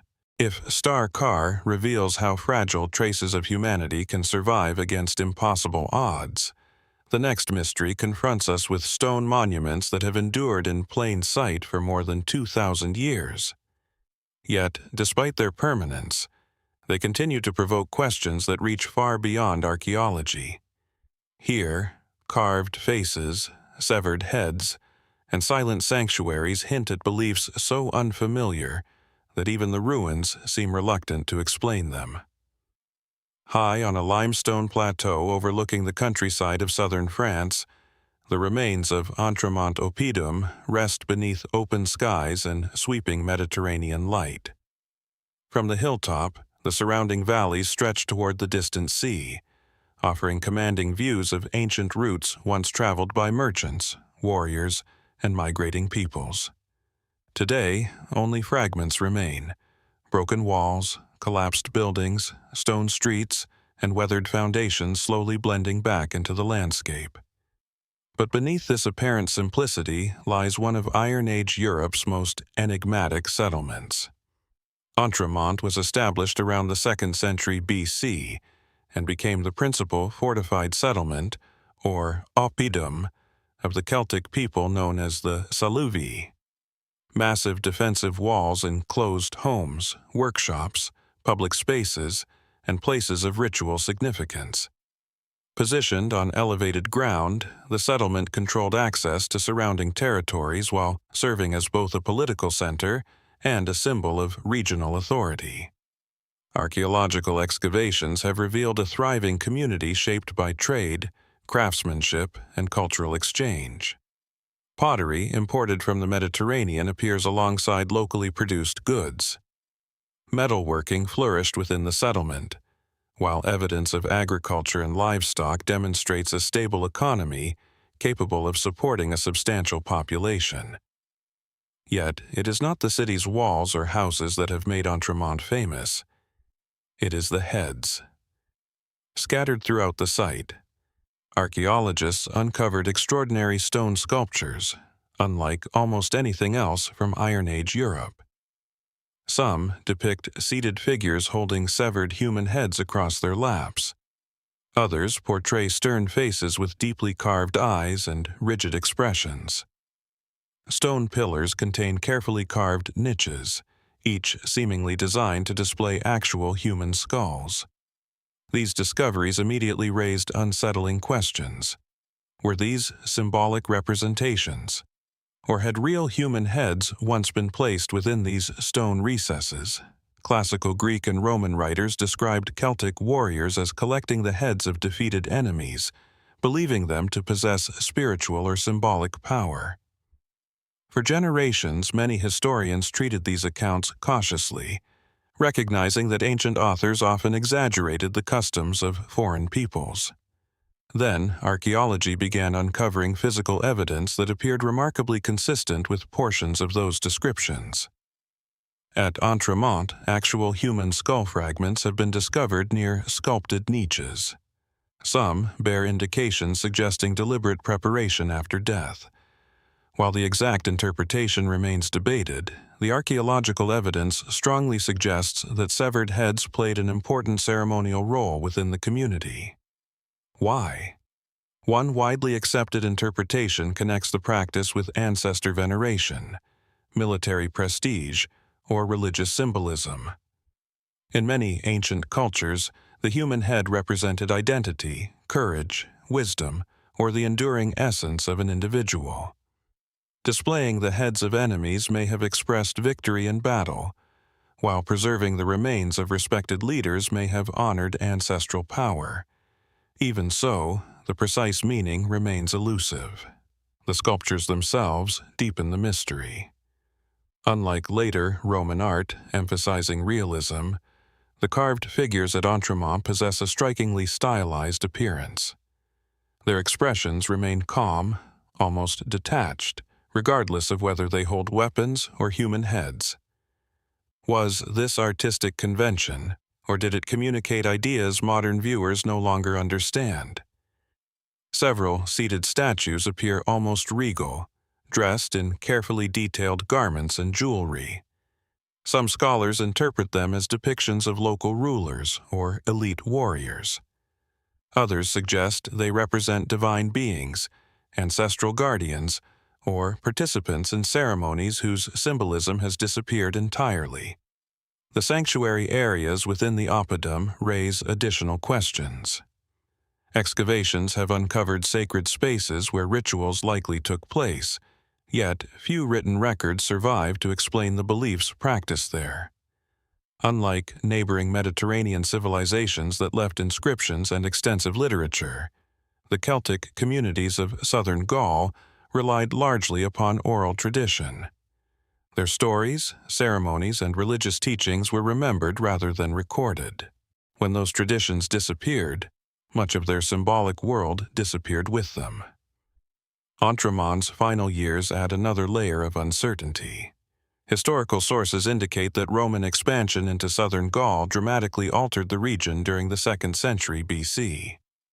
The Saluvi eventually came into conflict with Roman forces, and Entremont appears to have been abandoned following these campaigns.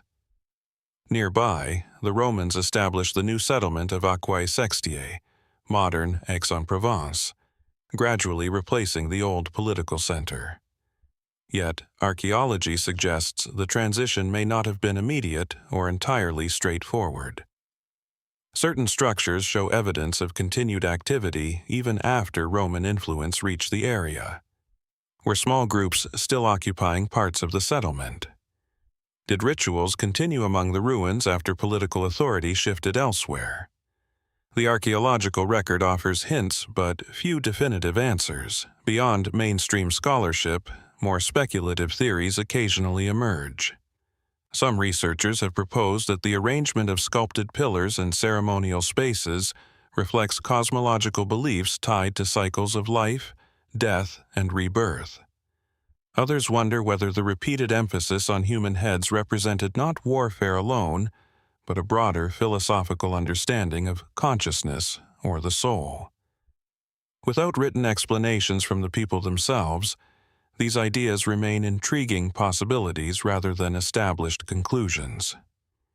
Modern technology continues revealing new details through microscopic analysis, digital reconstruction, and residue studies performed on both sculptures and skeletal remains.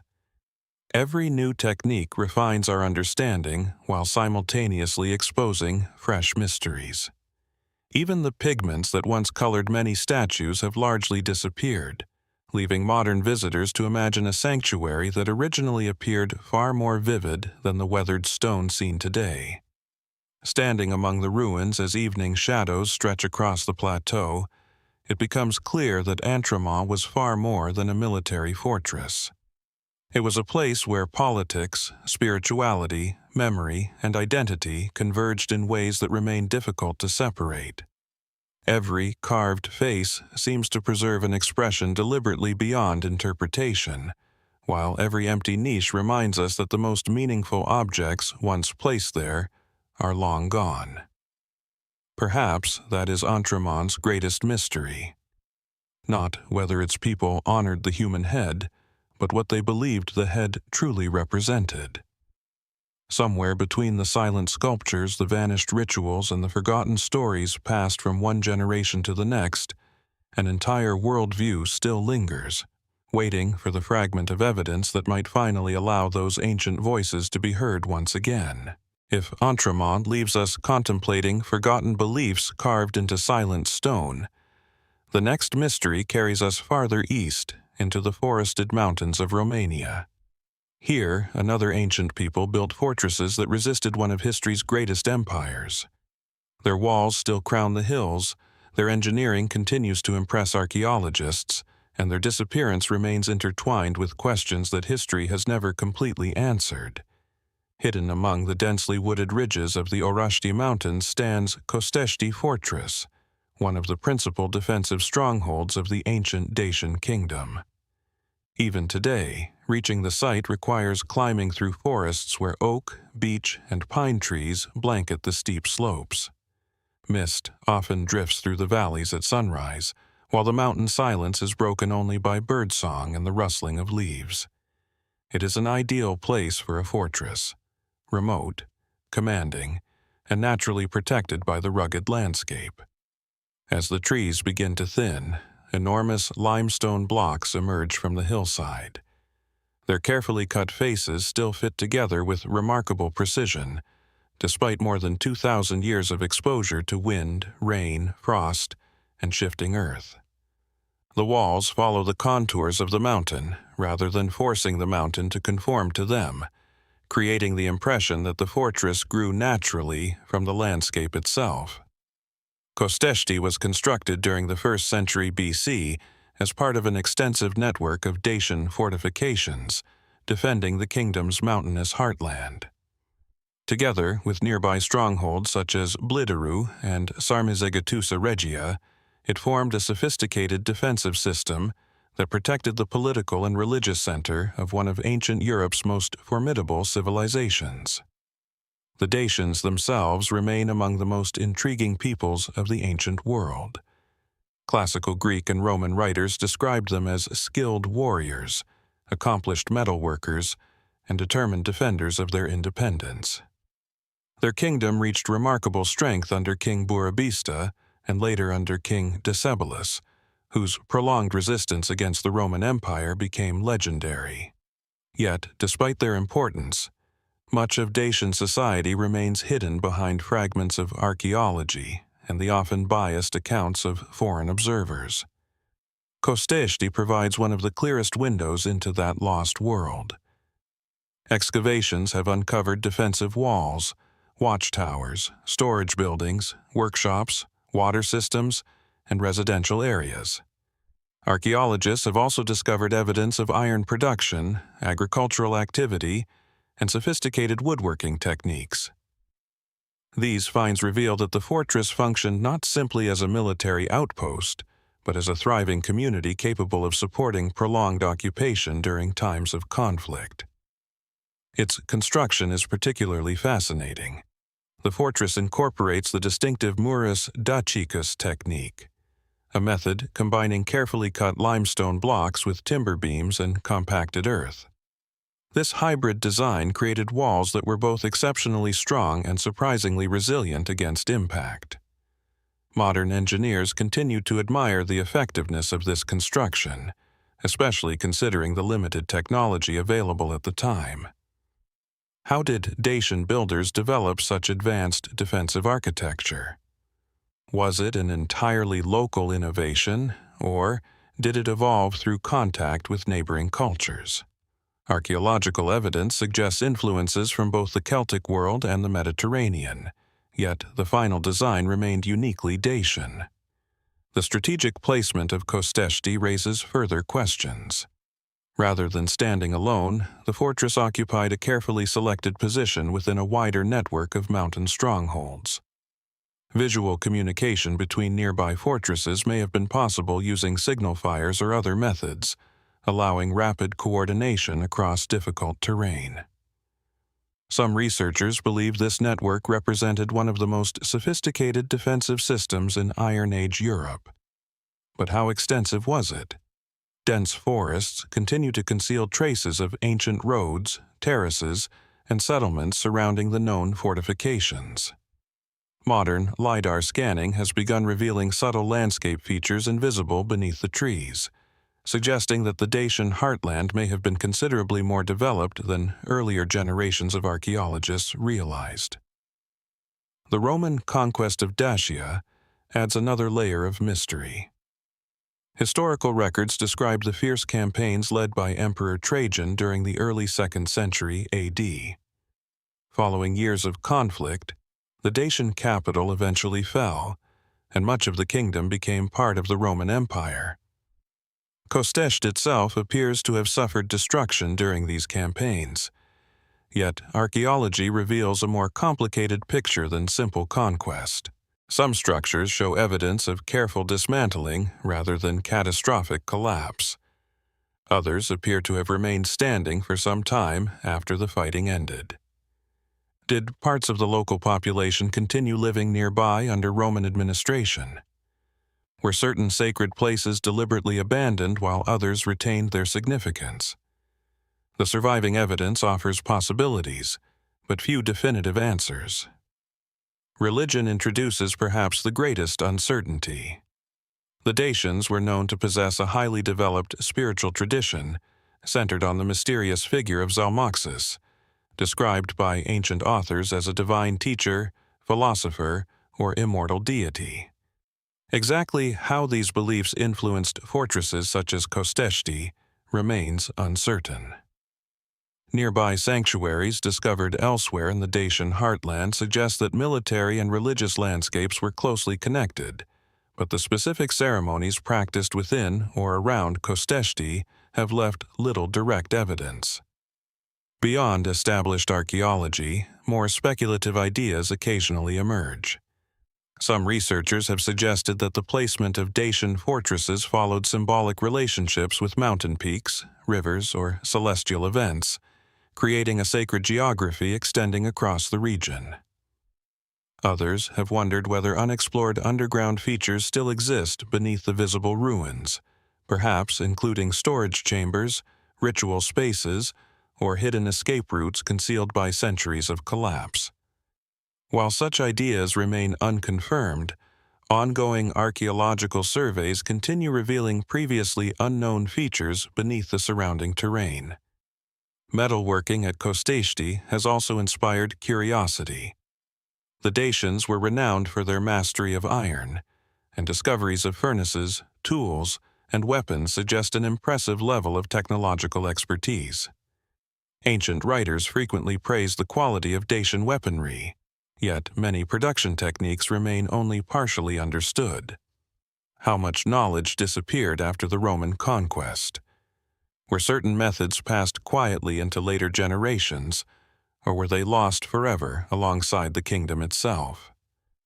As twilight settles across the mountain ridges, the fortress begins to disappear back into the forest from which it emerged. Moss slowly covers the limestone blocks, roots weave through abandoned foundations, and birds nest where sentries once watched the valleys below. The silence feels remarkably complete, yet every stone hints at a civilization whose greatest achievements may still lie hidden beneath the trees. Perhaps the enduring mystery of Kosteshti is not simply how its walls were built or how its defenders fought, but how much of the Dacian world remains concealed beyond the excavated ruins. Somewhere beneath the forests of the Orashtia Mountains, untouched foundations, forgotten roads, and buried sanctuaries may still be waiting, preserving chapters of a civilization that refused to surrender its secrets, even after the empire that defeated it became history itself. If the mountain strongholds of Kosteshti remind us that entire kingdoms can disappear into forests, the next mystery leads us to a place where land and water have spent centuries rewriting the landscape itself. Here, an ancient city stands on the edge of a vast lagoon, where shifting shorelines, forgotten harbors, and buried ruins blur the boundary between recorded history and what still waits beneath the earth. On the eastern edge of Romania, overlooking the quiet waters of Lake Razim near the Danube Delta, lie the weathered remains of Argamum, also known in ancient sources as Orgame. Today, the site feels wonderfully isolated. Reeds sway along the shoreline, migratory birds circle overhead, and gentle winds ripple across the lake before disappearing into one of Europe's largest wetlands. The silence is almost complete, interrupted only by distant calls of waterfowl and the sound of waves brushing against ancient stone. It is difficult to imagine that this peaceful landscape once stood at the crossroads of maritime trade, cultural exchange, and imperial ambition. Argamum is widely regarded as one of the earliest Greek colonies established on the western coast of the Black Sea. Archaeological evidence suggests that settlers from Miletus founded the city during the 7th century BC, making it one of the oldest urban settlements in the region. Positioned near the mouths of the Danube, the colony occupied an ideal location for commerce between the Mediterranean world and the vast interior of Eastern Europe.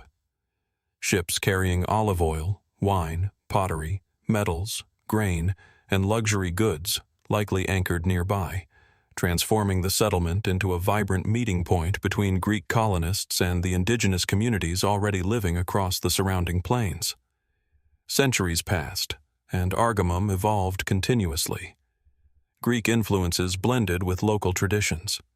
Later, Roman administration reshaped the city's defenses and infrastructure. Byzantine occupation followed, adapting existing buildings to changing political realities.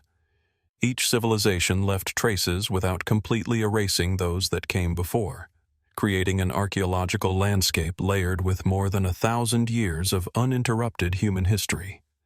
Walking through the ruins today, fragments of stone walls emerge from grassy hillsides overlooking the lake. Foundations of homes, public buildings, fortifications, churches, and defensive towers stretch across the ancient settlement. Broken columns lie where they fell centuries ago, while scattered pottery fragments still surface after heavy rains. Yet despite decades of excavation, much of Argamum remains unexplored. One reason is surprisingly simple. The landscape itself has changed dramatically. During antiquity, the city overlooked an open bay connected directly to the Black Sea. Over countless generations, natural sediment carried by the Danube gradually reshaped the coastline, forming lagoons, marshes, and sand barriers that transformed the ancient harbor into the inland lake visible today. This geological evolution creates one of Argamum's greatest mysteries. Where exactly was its harbor? Ancient ports rarely survive unchanged. Shorelines move, rivers shift, sediment buries docks beneath meters of mud. Archaeologists continue studying ancient coastlines through geological surveys, underwater archaeology, and sediment analysis, yet the precise relationship between the city and its maritime infrastructure remains only partially understood. Could portions of Argamum's harbor still lie hidden beneath the waters of Lake Razim? Or do they rest beneath layers of sediment deposited over nearly 2,000 years? The city's fortifications raise equally compelling questions. Massive defensive walls protected the settlement during periods of instability, particularly under Roman and Byzantine rule. Gates controlled access to the city, while towers overlooked both land and water approaches. These defenses suggest Argamum occupied a strategically valuable position worth defending for centuries. But from whom? Historical records describe repeated invasions across the region involving Goths, Huns, Avars, Slavs, and numerous other migrating peoples. Archaeological evidence confirms episodes of destruction and rebuilding, yet matching individual events with specific historical accounts often proves remarkably difficult. Each collapsed wall preserves evidence of conflict without always revealing its cause. Religion also left a profound mark upon the city. Excavations have uncovered one of the earliest known Christian basilicas in the region, reflecting Argamum's transformation during late antiquity. Yet beneath these Christian structures lie earlier Greek and Roman layers containing temples, altars, and inscriptions dedicated to entirely different gods. This continuity mirrors a pattern seen at several ancient sacred sites. Rather than abandoning spiritually significant places, successive communities often adapted them to new beliefs. Was this practical convenience, cultural continuity, or an acknowledgement that certain locations possessed enduring importance independent of changing religions? The archaeological record offers intriguing hints, but no final answer. Beyond mainstream scholarship, more speculative interpretations occasionally emerge.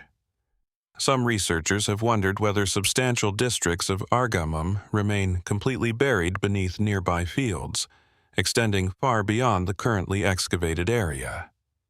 Geophysical surveys continue identifying anomalies beneath the surface that may represent streets, buildings, or defensive structures still untouched by excavation. Others point toward the surrounding wetlands themselves. The Danube Delta has preserved countless archaeological remains beneath waterlogged sediments, including wooden structures rarely surviving elsewhere.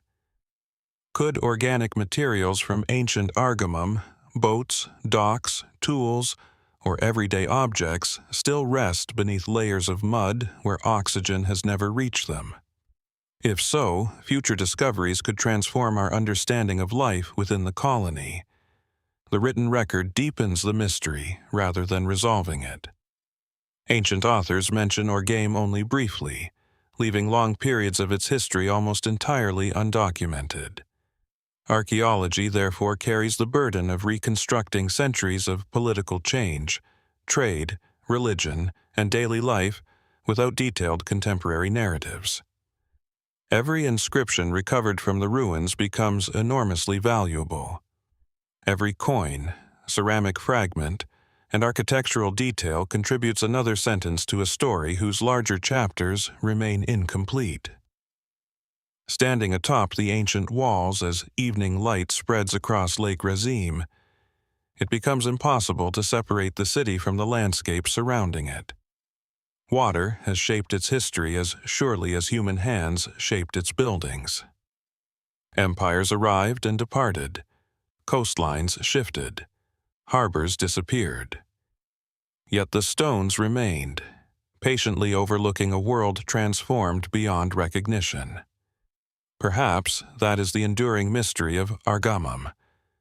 Not simply how the city rose or why it declined, but how much of its true history now lies hidden beneath wetlands, sediments, and forgotten shorelines.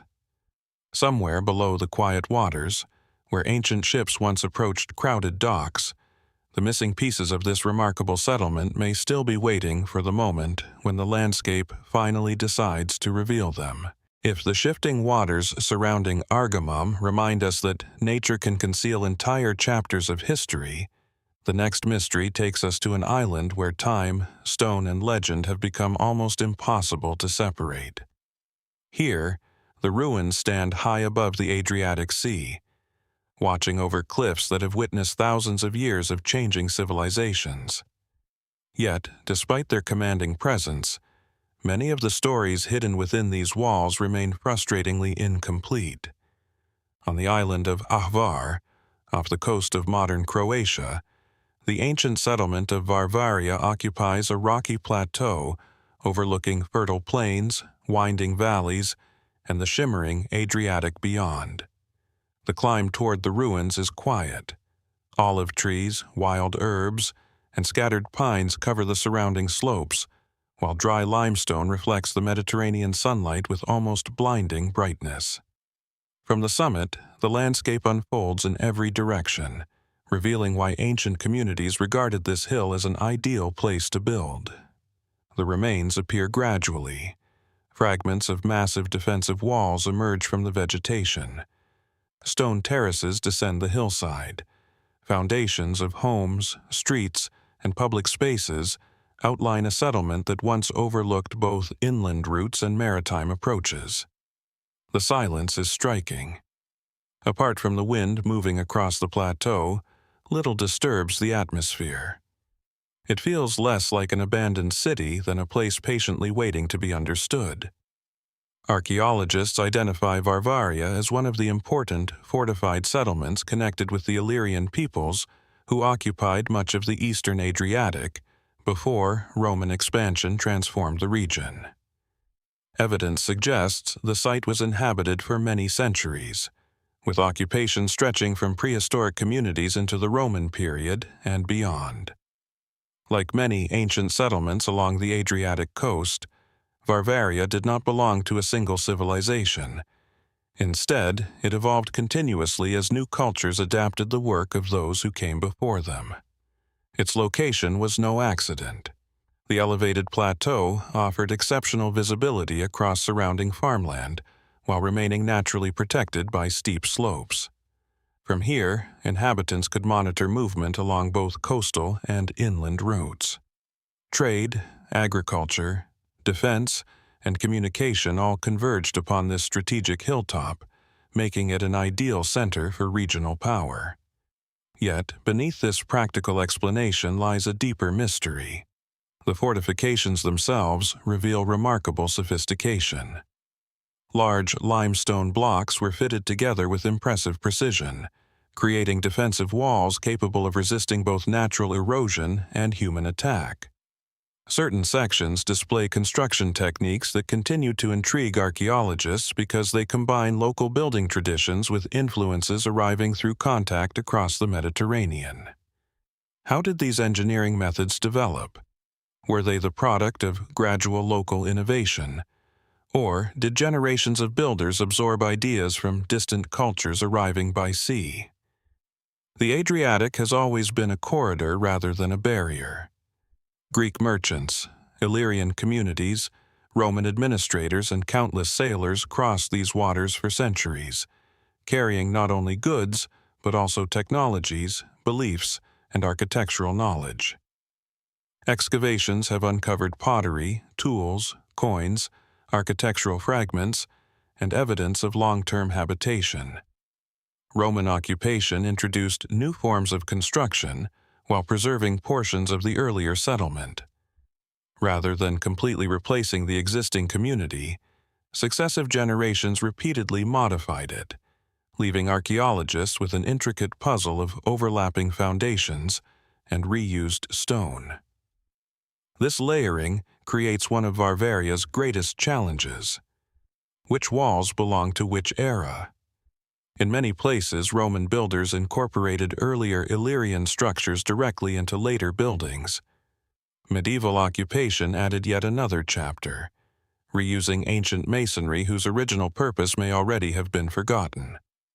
Untangling these successive phases requires painstaking excavation, careful analysis, and sometimes a willingness to accept uncertainty where evidence remains incomplete. The surrounding landscape raises further questions. Beyond the visible ruins lie agricultural terraces, ancient pathways, and scattered archaeological features extending across the plateau. Modern surveys suggest that the settlement influenced a much larger area than previously recognized. What appears today as an isolated ruin may once have stood at the center of an extensive network of farms, shrines, workshops, and smaller communities now largely erased by time. Religion remains particularly elusive. Few inscriptions survive to describe the beliefs practiced by Varvaria's earliest inhabitants. Archaeologists have identified structures that may have served ceremonial purposes, yet their precise functions remain uncertain. Did sacred places occupy the highest points of the plateau?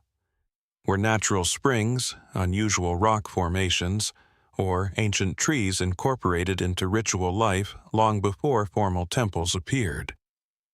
Without written records from the Illyrian inhabitants themselves, many aspects of their spiritual world remain hidden. More speculative interpretations occasionally venture further. Some researchers have noted the deliberate placement of certain defensive walls in relation to surrounding hills and valleys, wondering whether practical military concerns alone determined the settlement's layout. Others have suggested that portions of the plateau may conceal earlier prehistoric occupations buried beneath later construction, preserving evidence of communities that existed long before the known fortifications were built. Geophysical investigations continue revealing anomalies beneath the surface, subtle patterns indicating buried walls, structures, or streets still untouched by excavation. Every new survey expands the known extent of the settlement while reminding researchers how little has actually been uncovered. The island itself contributes another dimension to the mystery. Hvar has been inhabited for thousands of years, and nearby archaeological discoveries demonstrate continuous human presence stretching deep into prehistory. Varvaria existed within this remarkably long tradition, connected not only to neighboring settlements, but to a wider maritime world extending across the Adriatic and beyond.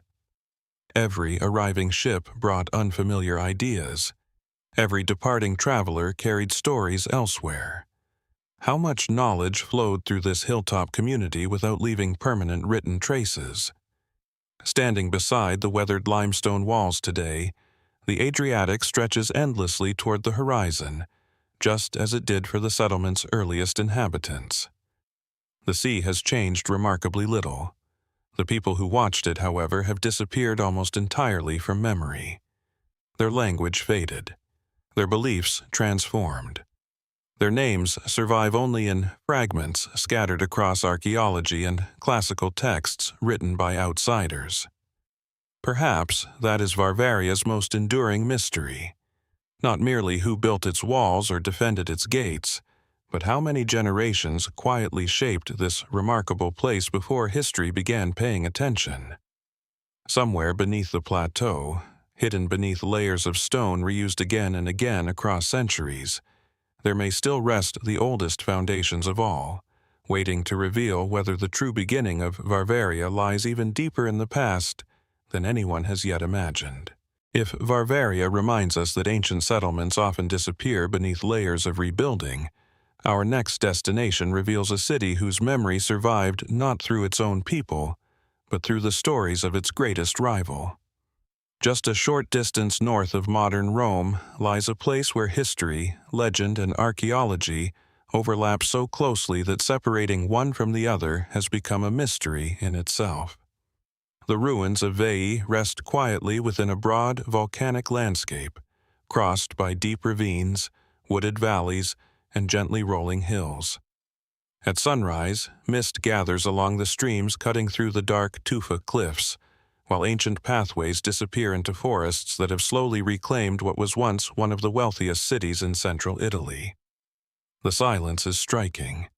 Birds move through oak branches where merchants, priests, and soldiers once passed beneath towering gateways. Nothing immediately suggests that this peaceful countryside once rivaled the growing power of Rome itself. Yet, more than 25 centuries ago, Svay stood among the greatest cities of the Etruscan world. Long before Rome became the dominant force of the Mediterranean, the Etruscans developed prosperous urban centers across much of central Italy. They built temples, engineered roads, mastered bronze casting, and established thriving trade networks reaching Greece, Carthage, and beyond. Among these cities, Svay occupied an especially powerful position. Located only about 16 kilometers from Rome, it controlled valuable agricultural land, important river crossings, and commercial routes connecting inland communities with the Tyrrhenian coast. Archaeological evidence indicates that Svay flourished from at least the 9th century BC. Over time, it expanded into a vast settlement covering more than 100 hectares, making it comparable in size to early Rome. Massive defensive walls protected neighborhoods filled with workshops, homes, temples, marketplaces, and administrative buildings. Sophisticated drainage systems and carefully planned streets reflected a city possessing remarkable technical and political organization. Today, much of that city remains hidden beneath fields, forests, and layers of volcanic soil. Excavations have uncovered extraordinary discoveries. One of the most famous is the Portinaccio Sanctuary, where archaeologists revealed the remains of an impressive temple dedicated to the goddess Minerva. Here, beautifully sculpted terracotta statues once stood atop the roof, including the celebrated figure known as the Apollo of Veii. Unlike the white marble sculptures often associated with classical antiquity, these vividly painted terracotta masterpieces demonstrate the extraordinary artistic achievements of the Etruscans, whose influence shaped much of early Roman culture. Yet, even as archaeology continues revealing Svay's greatness, the city's greatest mystery lies in its disappearance. According to Roman tradition, Svay resisted Rome through a legendary conflict lasting 10 years. Ancient historians, particularly Livy, describe a prolonged siege ending around 396 BC, when Roman forces under Marcus Furius Camillus captured the city through a tunnel excavated beneath its defenses. The account has often been compared to the legendary fall of Troy, complete with dramatic strategy, heroic leaders, and divine intervention. But how much of this story is history, and how much reflects later Roman storytelling? Modern archaeology confirms that Svay did fall under Roman control during the late 5th or early 4th century BC. However, the precise details remain uncertain. Evidence of conflict exists, yet the famous tunnel described by Roman writers has never been conclusively identified as the decisive route of conquest. Some archaeologists believe elements of the traditional narrative were shaped to glorify Rome's rise rather than preserve objective historical events. The truth may lie somewhere between archaeology and legend. The city's underground landscape deepens the intrigue. Svay sits atop soft volcanic tufa, a stone easily carved using ancient tools. Over centuries, inhabitants excavated an extensive network of roads, drainage channels, quarries, cisterns, and tunnels beneath the surface. Some passageways carried water. Others connected different districts. Deep ceremonial tombs were also carved into the surrounding cliffs, creating a hidden world almost equal in complexity to the city above. How much of this underground network has yet to be explored? Even today, new sections continue to be documented, while portions remain inaccessible due to collapse or flooding. Every tunnel raises the possibility that additional structures still survive beneath the landscape, preserved by centuries of volcanic sediment. Religion forms another layer of mystery. The Etruscans possessed one of the ancient world's most sophisticated religious traditions. They believed divine messages could be interpreted through lightning, the flight of birds, and the examination of sacrificial animals. Priests developed complex systems for understanding the will of the gods, influencing political decisions as well as daily life. Yet much of this knowledge has disappeared. Although thousands of Etruscan inscriptions survive, the language remains only partially understood. Scholars can read many individual words because the alphabet resembles early Greek, but understanding longer religious or literary texts remains far more difficult. As a result, many rituals practiced in Veii remain known only through Roman descriptions written centuries later. What beliefs filled the temples whose walls have long since collapsed? What ceremonies unfolded beneath the terracotta statues now displayed in museums? Archaeology reveals where people worshipped, but rarely explains what they believed. The necropolises surrounding Veii offer another remarkable glimpse into its forgotten world. Hundreds of rock-cut tombs extend beyond the city limits, many containing elaborate chambers designed to resemble houses for the dead. Painted walls, carved furniture, pottery, jewelry, weapons, and luxury goods accompanied the deceased into the afterlife, reflecting a society that viewed death not as an ending, but as a continuation of existence in another realm. Still, many tombs remain unopened. Some were hidden by landslides. Others lie beneath farmland or dense woodland. Modern technologies such as ground-penetrating radar continue identifying possible burial chambers beneath the surface, suggesting that countless discoveries remain untouched. Beyond mainstream archaeology, more speculative ideas occasionally emerge. Some researchers have suggested that Veii's sacred spaces were deliberately aligned with astronomical events or prominent features of the surrounding volcanic landscape.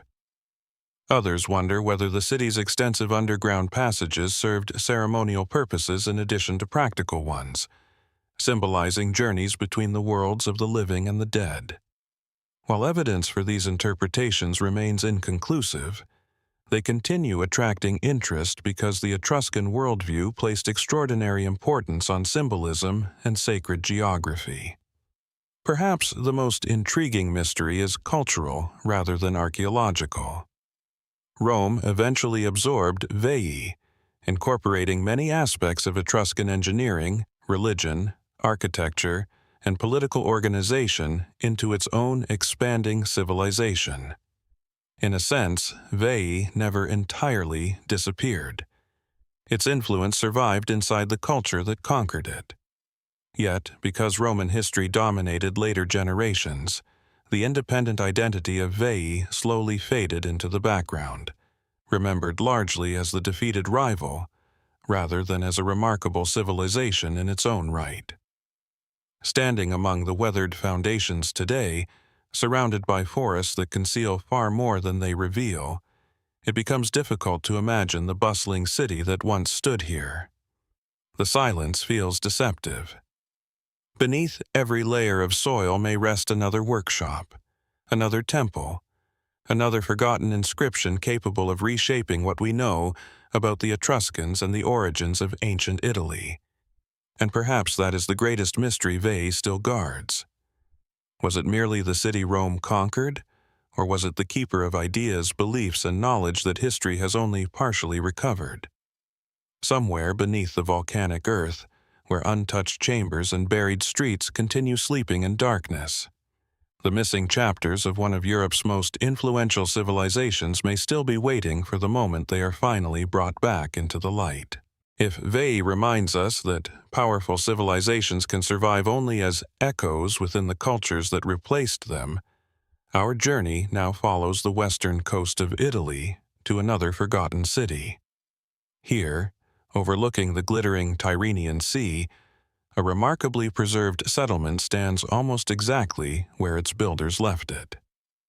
Its walls still encircle empty streets, its temples still dominate the skyline, and yet one question continues to puzzle archaeologists. Why did such a carefully planned city repeatedly flourish, decline, and nearly disappear? Perched on a rocky hill above the Mediterranean lies the archaeological site of Kosa. From its elevated position, the view stretches across the coastline, where waves roll steadily toward ancient cliffs and distant islands fade into the horizon.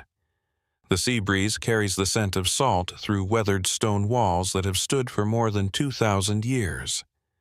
Wild grasses grow between the paving stones, while olive trees and Mediterranean shrubs soften the outlines of temples, houses, and public buildings.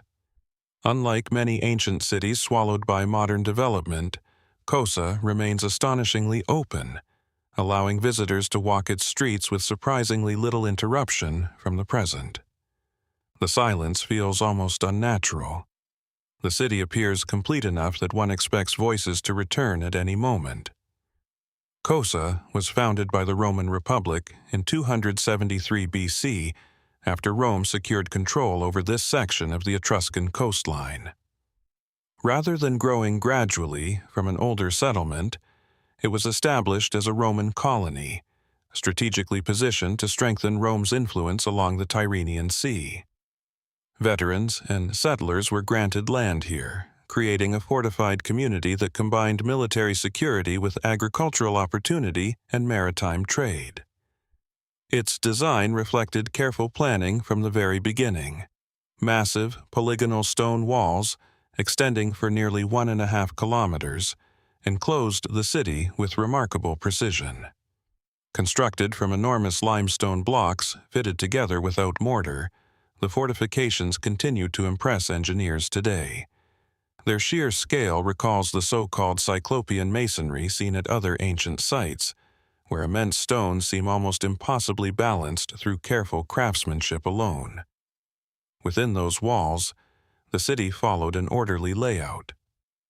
Straight streets intersected at right angles. A spacious forum served as the civic heart of the colony. Temples crowned the highest point of the hill, while residential neighborhoods spread outward toward workshops, warehouses, and defensive gates. Archaeologists have uncovered houses ranging from modest dwellings to elaborate residences decorated with mosaics and painted plaster, revealing a prosperous community deeply connected to the expanding Roman world. Yet, beneath this image of stability lies an enduring mystery. Kosa's history was anything but continuous. Historical evidence suggests that the colony experienced repeated periods of prosperity followed by sudden decline. During the 1st century BC, the city appears to have suffered severe disruption, possibly linked to piracy, political unrest, or broader instability affecting the Roman Republic. Although the settlement recovered and flourished once again under the Roman Empire, later centuries brought another decline before parts of the city were eventually abandoned altogether. Why did this happen repeatedly? The archaeological record offers clues but few definitive answers. One possibility involves piracy. Ancient writers describe Mediterranean pirates operating extensively during the late Roman Republic, attacking coastal settlements and disrupting trade routes. Kosa's exposed coastal position made it vulnerable despite its formidable walls. Archaeological evidence of destruction has encouraged some scholars to connect periods of abandonment with these wider regional conflicts. Others point toward economic change. As Roman trade networks evolved, commercial priorities shifted toward larger ports and more strategically important centers. Even a well-planned colony could gradually lose its significance if maritime routes changed or neighboring settlements gained greater influence. Environmental factors may also have played a role. The surrounding coastline has changed considerably over 2,000 years. Silting, shifting harbors, disease associated with nearby marshes, and changing agricultural conditions may all have affected the colony's long-term viability. Some researchers have suggested that outbreaks of malaria contributed to population decline during late antiquity, although direct archaeological evidence remains difficult to establish with certainty. The city's fortifications introduce another fascinating puzzle. Unlike many Roman walls built primarily from smaller cut blocks, Khosa's enormous polygonal stones resemble construction techniques more commonly associated with earlier Italic traditions. Did Roman engineers deliberately adopt local methods? Or were portions of the walls constructed with the assistance of craftsmen whose architectural knowledge predated Roman control of the region? The question remains debated. Some scholars see the walls as evidence of remarkable Roman engineering adapted to local materials, while others argue that they preserve elements of earlier building traditions inherited from neighboring cultures. Religion adds yet another layer of intrigue. The Capitolium, dedicated to Jupiter, Juno, and Minerva, dominated the city's highest point. Other temples and sacred spaces occupied prominent locations throughout the settlement, reflecting the importance of religion within Roman civic life. Yet, excavations have also uncovered evidence suggesting that certain sacred areas continued evolving long after their original construction. Were older local beliefs quietly preserved beneath official Roman worship? Across Italy, archaeologists have repeatedly found examples where Roman religious practices blended with earlier traditions rather than replacing them entirely.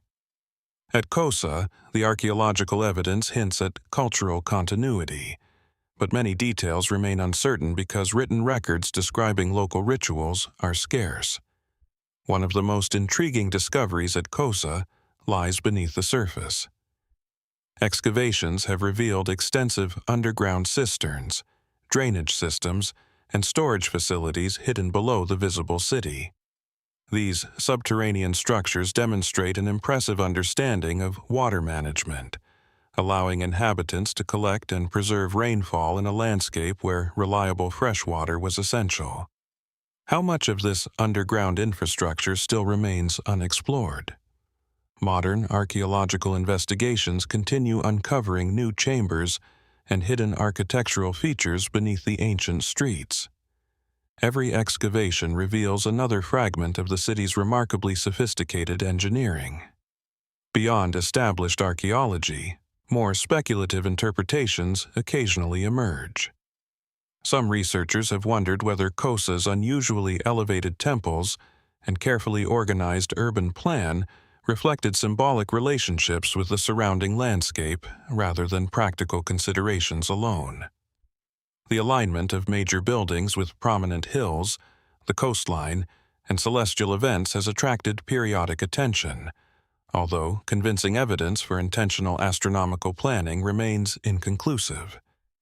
Others have suggested that unexplored sections beyond the visible walls may conceal additional suburbs, cemeteries, or harbor facilities now buried beneath centuries of sediment and vegetation. Geophysical surveys continue identifying underground anomalies, reminding archaeologists that only part of the ancient colony has been fully investigated. Perhaps the greatest mystery, however, lies not in what has been discovered, but in what has survived. Unlike many Roman cities repeatedly rebuilt by later generations, Khosa escaped extensive modern occupation. This unusual circumstance transformed abandonment into preservation. Streets remained largely undisturbed. Public buildings retained their outlines. The city's final silence protected its ancient form in ways continuous habitation never could.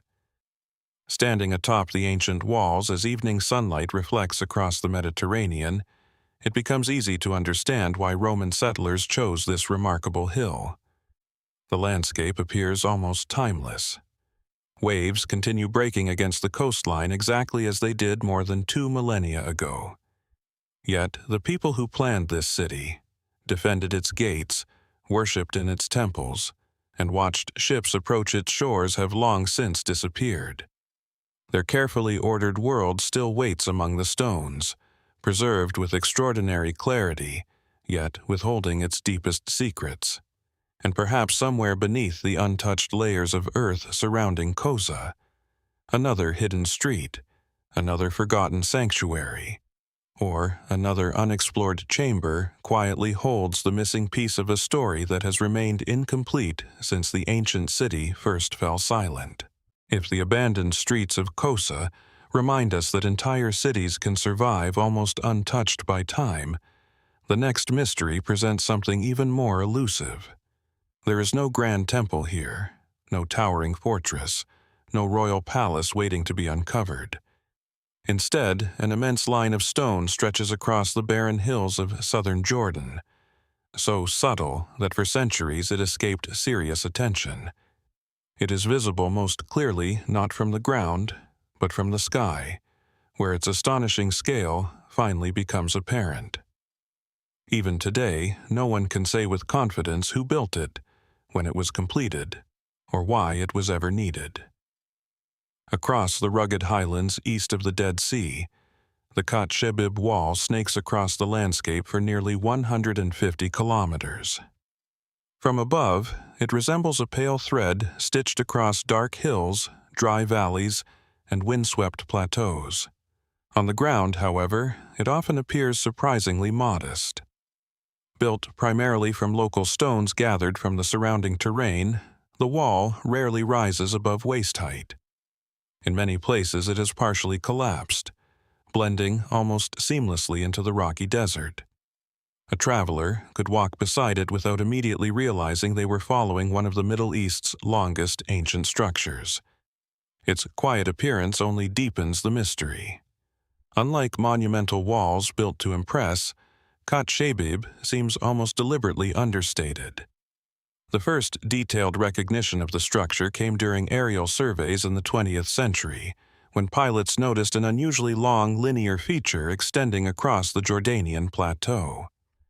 Subsequent archaeological investigations confirmed that this was not a natural formation, but a carefully constructed wall accompanied by hundreds of small towers, enclosures, and stone features scattered along its length. The discovery immediately raised a fundamental question. Who would invest such enormous effort into building a wall that appears too low to stop an army? Unlike the Great Wall of China or Rome's Hadrian's Wall, Khat Shebib lacks the massive fortifications one would normally associate with military frontiers. Most surviving sections stand only about 1 meter high, with a width that varies considerably along its route. The associated towers, while numerous, are relatively small and often positioned at irregular intervals. If the wall was not designed to repel invading armies, what purpose did it serve? One of the leading archaeological interpretations suggests that it functioned as a territorial boundary rather than a defensive barrier. In this view, the wall separated different economic zones, perhaps marking the division between settled agricultural communities in the west and pastoral nomadic groups moving across the more arid eastern lands. Such boundaries need not have been physically imposing. Their importance may have been symbolic, administrative, or economic rather than purely military. The landscape itself supports this possibility. West of the wall, rainfall becomes more reliable, supporting farming and permanent settlements. Eastward, the terrain grows increasingly dry, favoring seasonal grazing and mobile pastoralism. The wall often follows this environmental transition with remarkable consistency, suggesting that its builders understood the geography intimately. Yet, certainty remains elusive. Dating the structure has proven extraordinarily difficult. Unlike cities containing abundant pottery, inscriptions, or organic remains suitable for radiocarbon analysis, Khat Shebib offers remarkably little direct evidence. Stone itself cannot easily reveal when it was stacked into place. Without datable artifacts securely associated with its construction, archaeologists must rely upon indirect clues gathered from nearby settlements, construction techniques, and landscape relationships. As a result, estimates for the wall's age vary considerably. Some researchers propose an Iron Age origin, perhaps linked to ancient kingdoms that once controlled parts of the region. Others suggest a Nabatean connection, pointing toward the sophisticated territorial organization demonstrated elsewhere by the civilization famous for Petra. Still others argue for a Roman or Byzantine date, when frontier administration became increasingly important across the Near East. Each theory explains certain features. None explains them all. The hundreds of accompanying towers complicate matters further. These small stone structures appear in different forms. Some resemble simple watchtowers. Others seem better suited as temporary shelters, livestock enclosures, or storage facilities. Their varied construction suggests they may not all belong to the same period. Were they built simultaneously with the wall, or did later communities simply reuse the existing boundary, adding structures as local needs changed over generations? This possibility introduces another fascinating dimension. Perhaps Khat Shebib was never a single construction project at all. Instead, it may have evolved gradually across centuries, repaired, extended, modified, and reinterpreted by successive cultures until its original purpose became almost impossible to recognize. The surrounding archaeology hints at this complexity. Nearby, researchers have documented prehistoric campsites, Iron Age settlements, Roman roads, Byzantine churches, and early Islamic remains. The region experienced continuous human activity across thousands of years. Every civilization inherited landscapes already shaped by those before them. The wall may represent not one historical moment, but many. Modern satellite imagery has transformed our understanding of the structure. High-resolution aerial photography reveals subtle sections invisible from ground level, while remote sensing technologies continue identifying additional associated features stretching across difficult terrain. Some portions appear surprisingly straight, suggesting careful planning. Others wander across hillsides in ways that seem less concerned with efficiency than with following natural contours or existing routes. Why does the wall change so dramatically? Did different construction teams build separate sections? Were changing landscapes responsible? Or do these variations reflect entirely different phases of construction separated by centuries? Beyond mainstream archaeology, more speculative ideas occasionally emerge. Some have suggested the wall formed part of a vast communication network linking distant communities through visual signaling. Others imagine it marking sacred territories whose significance has long since disappeared. A few have proposed astronomical alignments or ceremonial processional routes, although current archaeological evidence offers little support for such interpretations. Still, the sheer scale of the wall encourages imagination. It stretches farther than many ancient monuments far better known to history. Yet, comparatively few people have ever heard of it. Another mystery concerns labor itself. Even a relatively low wall extending 150 kilometers required enormous effort. Countless stones had to be gathered, transported, and carefully positioned across rugged terrain. Hundreds, perhaps thousands of workers must have participated over extended periods. Who organized such an undertaking? A powerful kingdom, regional communities cooperating voluntarily, local clans responding to environmental pressures? Without inscriptions, official records, or historical accounts describing its construction, the builders remain anonymous. Perhaps they intended it that way. Standing beside Khat Shebib today, the wall rarely inspires awe through its height. Instead, it evokes something quieter and more unsettling. It simply continues, disappearing over one ridge after another, until the horizon swallows it completely. There is no obvious beginning, no dramatic ending, just an endless line crossing empty landscapes where the wind has erased almost every other trace of the people who once lived here. Its greatest mystery may be psychological as much as archaeological. Modern observers naturally expect monumental architecture to proclaim power, wealth, or military dominance. Khat Shebib does none of these things. It appears purposeful without revealing its purpose, significant without announcing its significance, monumental through persistence rather than grandeur.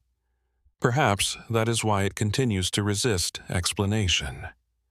Somewhere along its forgotten course, beneath collapsed stones buried by centuries of dust, there may still lie a discarded tool, an inscription, a forgotten camp, or an untouched section capable of revealing who first conceived this extraordinary boundary.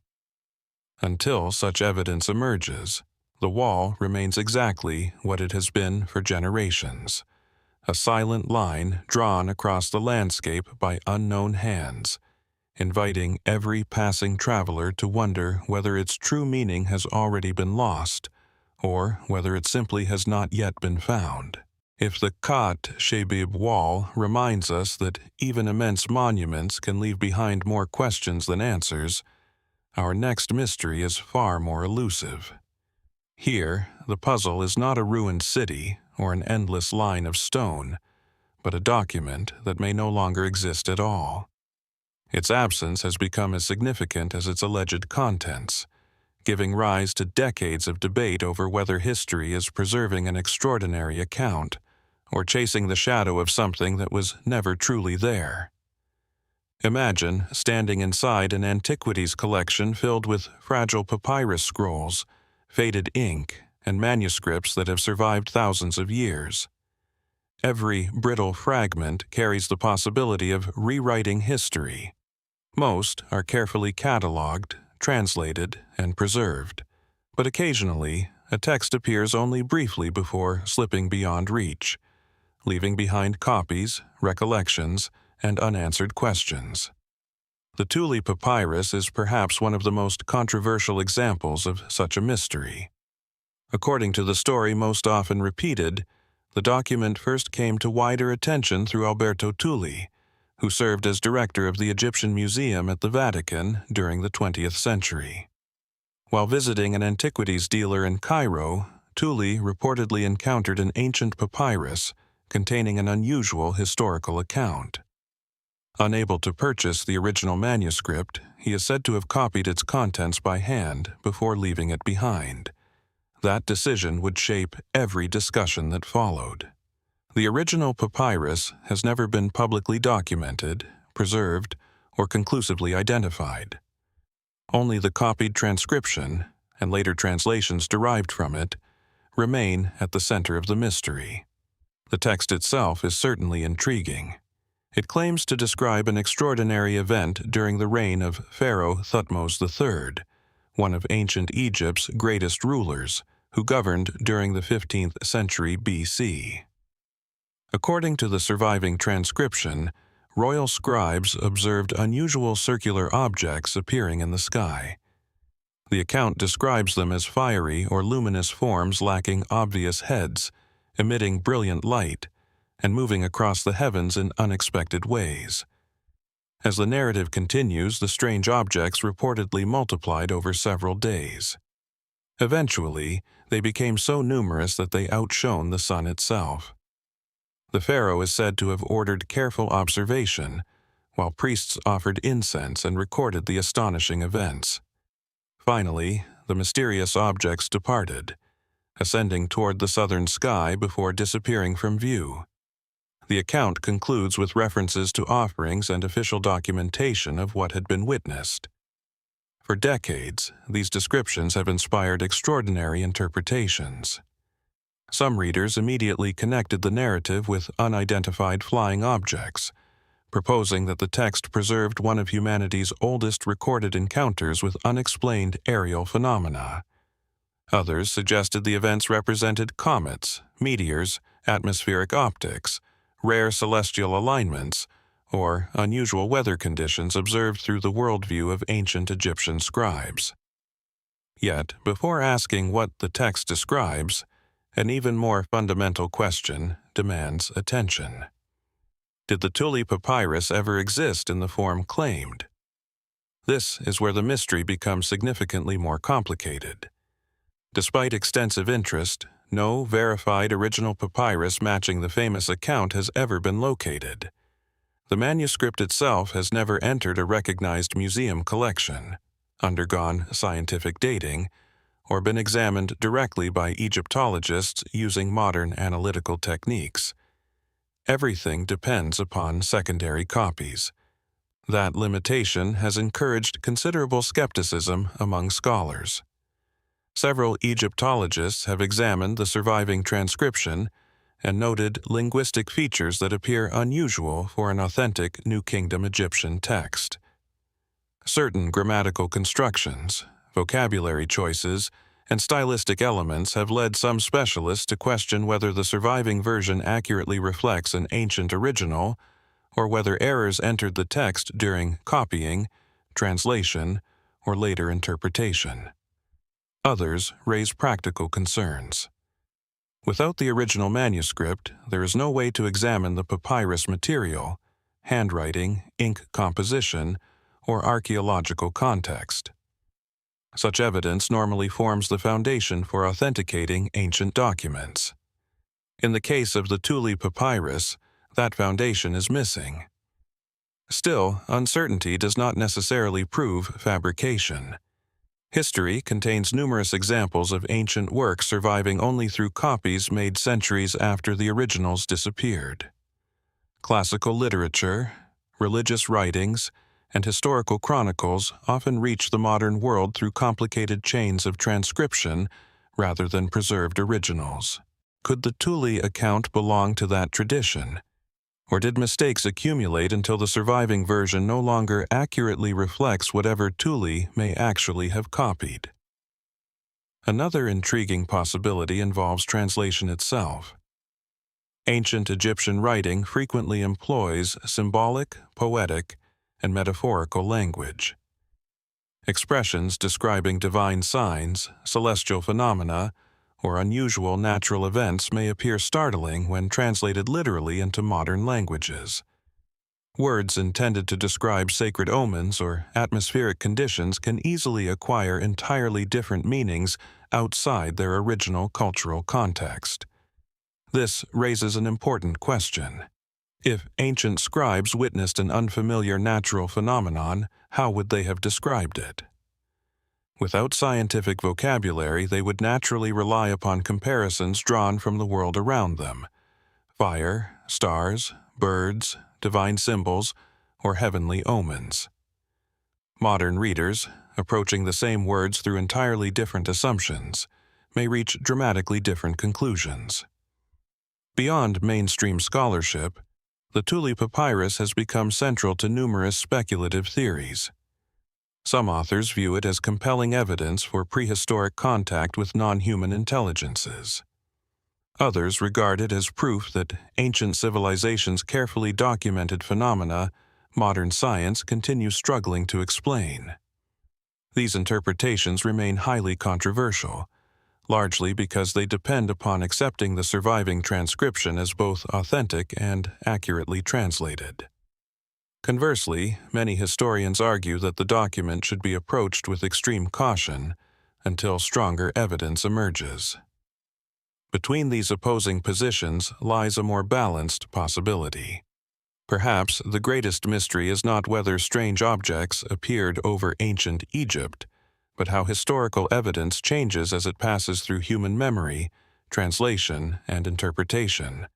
Every generation reads old texts differently. New discoveries reshape familiar narratives. What once seemed impossible later becomes understandable, while apparently straightforward accounts sometimes grow more mysterious with closer examination. The Thule papyrus occupies precisely that uncertain space. Even Alberto Thule himself remains part of the puzzle. The exact circumstances surrounding his reported discovery remain imperfectly documented. Details vary across different retellings, adding another layer of uncertainty to an already complicated history. Did he accurately copy an authentic ancient manuscript? Did misunderstandings arise during later publication? Or has decades of repetition gradually transformed an obscure document into one of archaeology's most enduring legends? Without the original papyrus, these questions remain impossible to answer conclusively. Today, no fragile scroll rests behind museum glass for visitors to examine. No laboratory can test its fibers. No scholar can compare its handwriting with securely dated Egyptian manuscripts. The object at the center of the mystery has become almost ghost-like, known primarily through copies of copies and the debates they continue to inspire. Perhaps that is why the Thule papyrus refuses to disappear from public imagination. It asks us to confront not only the possibility of unexplained events in the distant past, but also the fragile nature of historical evidence itself. Somewhere, in an overlooked archive, an uncatalogued private collection, or perhaps nowhere at all, the truth behind this elusive document still waits. Until clearer evidence emerges, the greatest mystery may not be what ancient observers claim to have seen in the sky, but whether the words describing that astonishing sight ever truly existed in the form history remembers. If the mystery of the Thule papyrus reminds us how fragile ancient evidence can become, our next destination offers the opposite experience. Here, the past has survived in astonishing abundance. Streets, workshops, cemeteries, homes, and thousands of artifacts remain preserved beneath layers of desert soil. Yet, despite this extraordinary wealth of evidence, one of the Bronze Age's greatest cities still refuses to explain why it flourished so brilliantly, or why it ultimately fell silent. Far across the windswept plains of southeastern Iran, where harsh deserts meet distant mountains and powerful seasonal winds shape the landscape, lies Shahr-e-Sukhte, the burnt city. Even before its ruins appear, the environment creates an unmistakable atmosphere. The earth stretches toward the horizon in shades of ochre and bronze, interrupted only by dry riverbeds and scattered patches of hardy vegetation. During certain seasons, powerful winds sweep across the plain for days, lifting fine dust into the air and softening the outlines of the ancient settlement until it seems to drift between reality and memory. From a distance, the site appears as little more than low mounds rising gently from the desert. Only as visitors approach do the immense scale and complexity begin to emerge. Shahr-e-Sukhte covers more than 150 hectares, making it one of the largest urban centers of the Bronze Age in this region. Archaeological evidence indicates that the city was founded around 3200 BC and remained occupied for well over 1,000 years before its eventual abandonment around 1800 BC. Its name, Burnt City, comes from evidence showing that parts of the settlement experienced multiple destructive fires during its long history. Yet, despite this dramatic title, fire alone does not explain either the city's remarkable development or its mysterious decline. Excavations have revealed an astonishingly sophisticated society. Broad streets divided carefully organized neighborhoods. Residential districts stood beside industrial workshops where artisans produced pottery, textiles, jewelry, stone vessels, and finely crafted tools. Separate areas appear to have been devoted to administration, manufacturing, and trade, suggesting an advanced level of urban planning unusual for its time. Even more remarkable is the city's extensive cemetery. Containing thousands of burials, it provides archaeologists with an extraordinary opportunity to reconstruct the daily lives, health, occupations, and beliefs of the people who once lived here. Grave goods vary widely, reflecting differences in wealth, status, and perhaps profession. Delicate ornaments, decorated ceramics, gaming pieces, cosmetic containers, and beautifully carved objects accompany many of the dead, offering intimate glimpses into a civilization whose written language remains largely unknown. Among the discoveries, a few stand apart for their extraordinary nature. One burial contained what is widely regarded as the earliest known artificial eyeball ever discovered. Carefully crafted from lightweight material and decorated with intricate details, the prosthetic eye appears to have been worn by a woman during her lifetime. Fine perforations suggest it was secured with thread, while microscopic analysis indicates prolonged use. The craftsmanship is astonishing. Who possessed the medical knowledge required to create such an object over 4,000 years ago? Nearby, archaeologists uncovered another remarkable artifact, a painted pottery vessel whose sequential images create the illusion of movement when rotated. A goat appears to leap upward toward a tree, producing what many describe as one of humanity's earliest known examples of animation. These discoveries hint at extraordinary creativity, yet they also deepen the mystery. How did such advanced craftsmanship emerge within a civilization that remains comparatively unfamiliar outside archaeological circles? Trade provides part of the answer. Evidence demonstrates that Shahr-e-Sukhteh occupied a strategic position connecting Mesopotamia, the Indus Valley, Central Asia, and the Iranian Plateau. Materials recovered during excavation include lapis lazuli from Afghanistan, shells originating from distant coastlines, and other imported goods traveling hundreds or even thousands of kilometers before reaching the city. The burnt city was not isolated. It stood at the center of an immense network linking some of the Bronze Age's greatest civilizations. Even so, many aspects of its political organization remain uncertain. Unlike neighboring cultures that left extensive written records, Shahr-e-Sukhteh has not yielded inscriptions capable of explaining its rulers, institutions, or historical events. Archaeologists reconstruct its story primarily through architecture, artifacts, environmental evidence, and burial practices. Every discovery answers one question while creating several more. The city's eventual decline remains especially enigmatic. Unlike settlements destroyed by a single catastrophic invasion, Shahr-e-Sukhteh appears to have experienced a more gradual process of abandonment. Environmental changes likely played an important role. Geological studies indicate that shifts in regional river systems may have disrupted agriculture and water supplies upon which the city's population depended. As rivers changed course, prosperity may have slowly faded. Climate fluctuations, prolonged drought, declining trade, or combinations of multiple pressures have all been proposed as contributing factors. Yet no single explanation fully accounts for the evidence. The repeated fires add another layer of uncertainty. Were they accidental? Perhaps resulting from densely packed mud brick buildings and industrial workshops? Did conflict contribute? Or were some fires connected with deliberate rebuilding following periods of destruction? Archaeological layers preserve traces of burning, but not always the circumstances that caused it.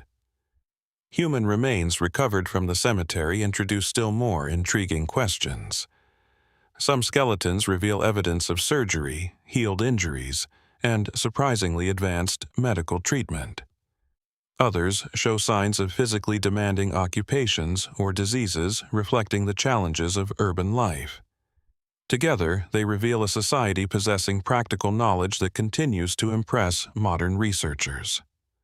What traditions of medicine, engineering, and craftsmanship have disappeared simply because no written manuals survived? Beyond mainstream archaeology, Shahr-e-Sukhteh occasionally inspires more speculative interpretations.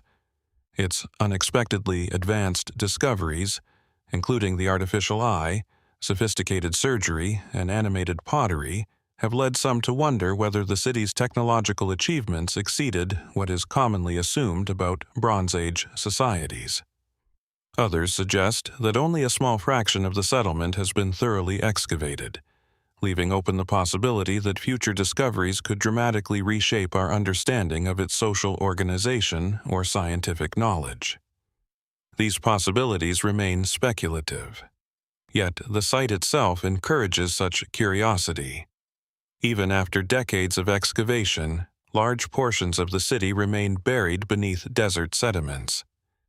Beneath those untouched mounds may lie additional workshops, residences, administrative buildings, or artifacts unlike anything yet discovered. As evening approaches, the desert wind once again begins moving across the abandoned streets. Dust settles gently over walls that once echoed with conversation, commerce, and craftsmanship.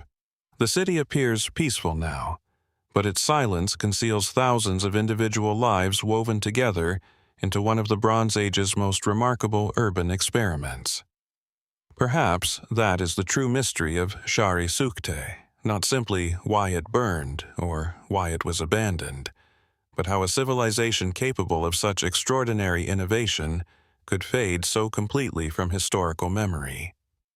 Somewhere beneath the remaining desert sands, untouched rooms and forgotten graves may still preserve the missing chapters of the burnt city, waiting quietly for the moment when they can finally speak again.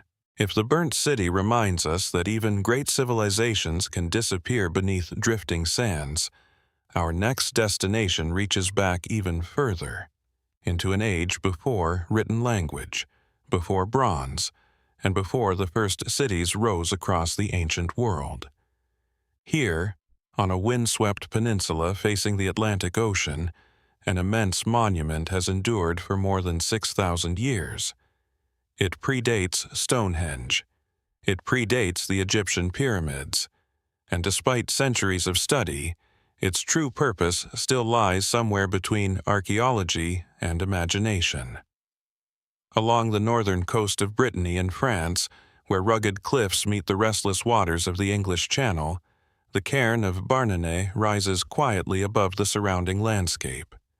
Sea winds carry the scent of salt across green fields, while waves break endlessly against rocky shores below. At first glance, the monument resembles a long, grass-covered hill stretching across the crest of a gentle ridge. Only upon closer inspection does its astonishing nature become clear. This is not a natural hill. It is one of the oldest and largest megalithic monuments in Europe. The cairn extends for more than 70 meters and stands several meters high, constructed from an estimated 10,000 to 14,000 tons of carefully stacked stone. Beneath its massive exterior lie 11 separate burial chambers connected by narrow passageways, each built with remarkable precision using enormous slabs of granite and dolerite transported from nearby outcrops.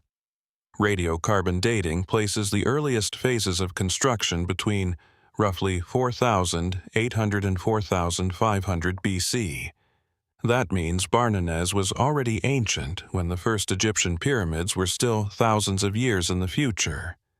Its builders belonged to Neolithic farming communities whose lives remain largely undocumented. They left no written records describing their beliefs, rulers, or ambitions. Everything archaeologists know comes from the stones themselves. Yet, those stones continue asking difficult questions. Constructing Barnenez required extraordinary planning.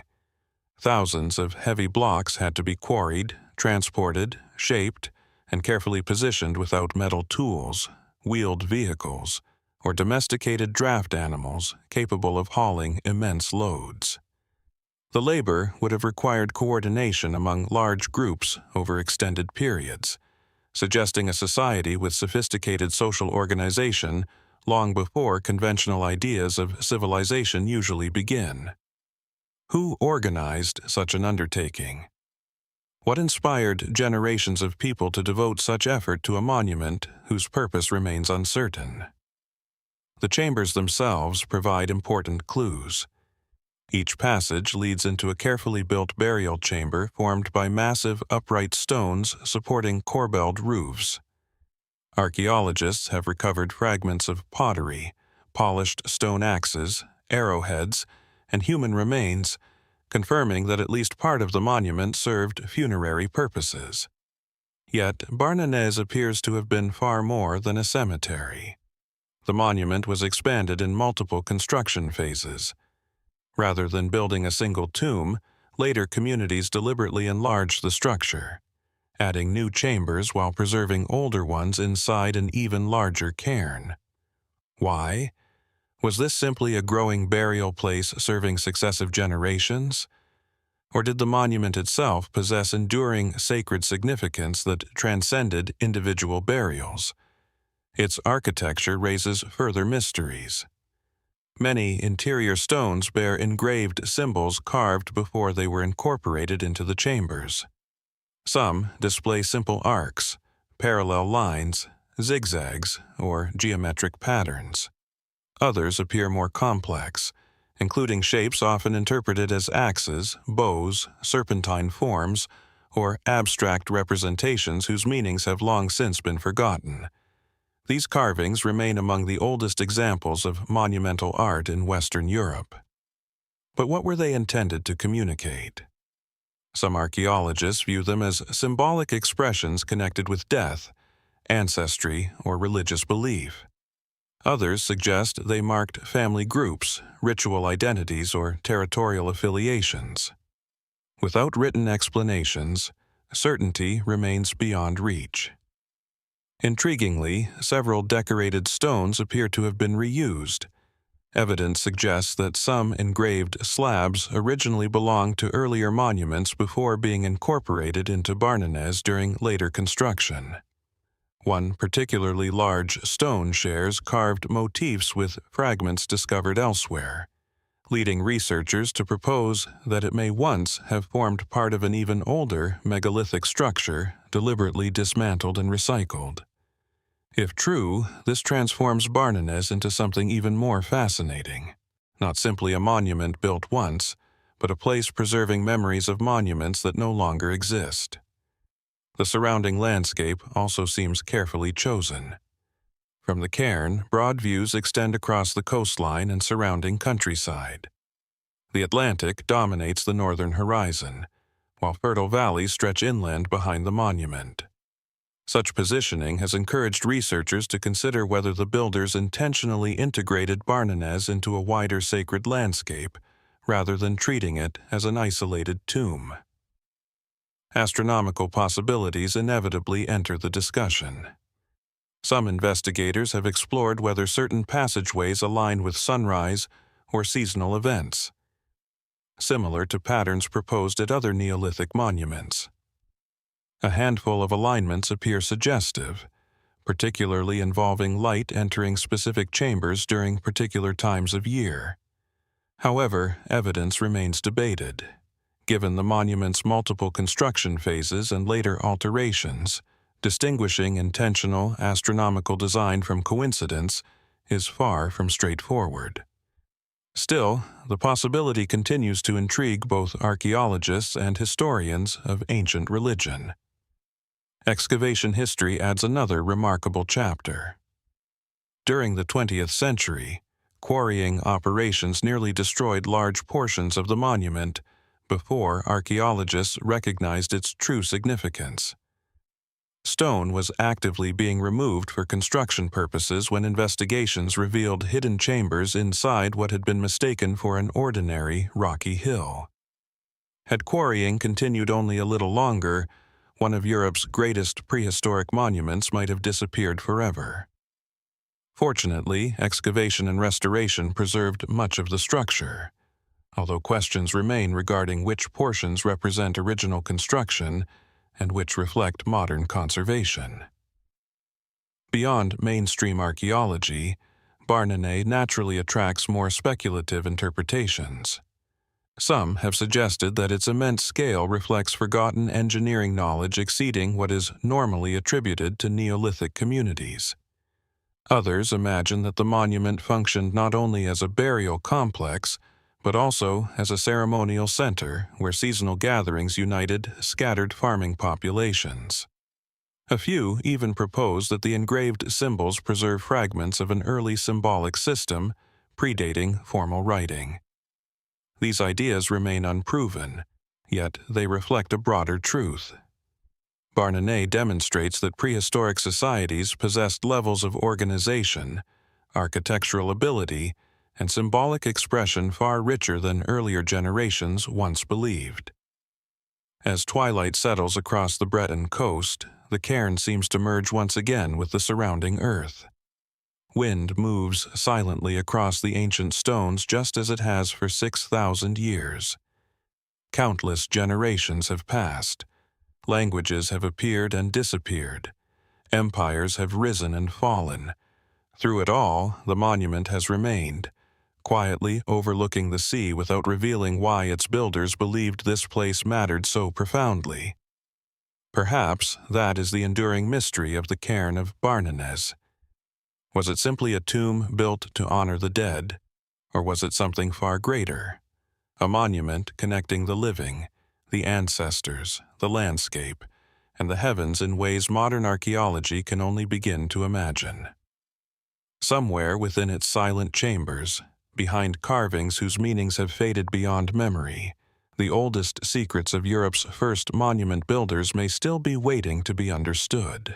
If the ancient chambers of Barnanez preserve whispers from Europe's earliest monument builders, the next mystery carries us into the heart of the Mediterranean, where another civilization raised enormous stone structures centuries before many of the great kingdoms of the ancient world had even emerged. Here, overlooking blue waters and rocky coastlines, a forgotten settlement and its mysterious fortress continue to challenge our understanding of prehistoric Malta. On the southeastern coast of Malta, where rugged limestone cliffs descend toward the sparkling Mediterranean Sea, the ruins of Borg in Nadir occupy a quiet ridge above Marsexlock Bay. The setting is striking. Gentle sea breezes sweep across the plateau, carrying the scent of salt and wild herbs growing between weathered stones. Fishing boats move slowly across the distant water, while sunlight reflects endlessly from the sea that has connected these islands with surrounding civilizations for thousands of years. At first glance, the ruins appear modest. Scattered foundations, broken walls, and isolated megaliths rise only slightly above the surrounding landscape. Yet, beneath this quiet surface lies one of Malta's most intriguing prehistoric sites, a place where multiple civilizations occupied the same ground across many centuries, each leaving traces that blend into a story still only partially understood. Borg in Nadir was first occupied during Malta's remarkable temple period, when the islands became home to one of the world's most extraordinary megalithic cultures. Around 2000 BC, during the later Bronze Age, the site took on a very different role. Earlier, sacred spaces gave way to a fortified settlement, suggesting profound changes in society, politics, and perhaps even the way people viewed the world around them. The contrast is immediately fascinating. Malta's earlier temple builders had constructed monumental ceremonial complexes such as Hagar Chim, Menasdra, and Tarxian using enormous limestone blocks arranged with astonishing precision. Their architecture appears overwhelmingly focused on ritual and communal gathering rather than military defense. Borg in Nadir tells another story. Here, archaeologists uncovered one of Malta's earliest known defensive walls, built from massive stone blocks that follow the edge of the plateau. Unlike ceremonial temples designed to welcome participants, these fortifications seem intended to control movement, protect inhabitants, and define secure boundaries. Why did such a transformation occur? What changed within Maltese society that made defense suddenly necessary? Archaeologists believe Borg in Nadir represents the beginning of a new cultural phase following the mysterious decline of Malta's temple-building civilization. Yet, the reasons behind that transition remain one of the island's greatest prehistoric puzzles. The temple culture that flourished for well over 1,000 years appears to have gradually disappeared around 2500 BC. Construction of the great megalithic sanctuaries ceased. Many ceremonial sites were abandoned. Long-standing traditions came to an end. Then, centuries later, Bronze Age communities occupied parts of the islands once again, bringing different architectural styles, pottery, burial customs, and defensive priorities. Were these entirely new populations arriving by sea? Did descendants of the earlier temple builders gradually adapt to changing circumstances?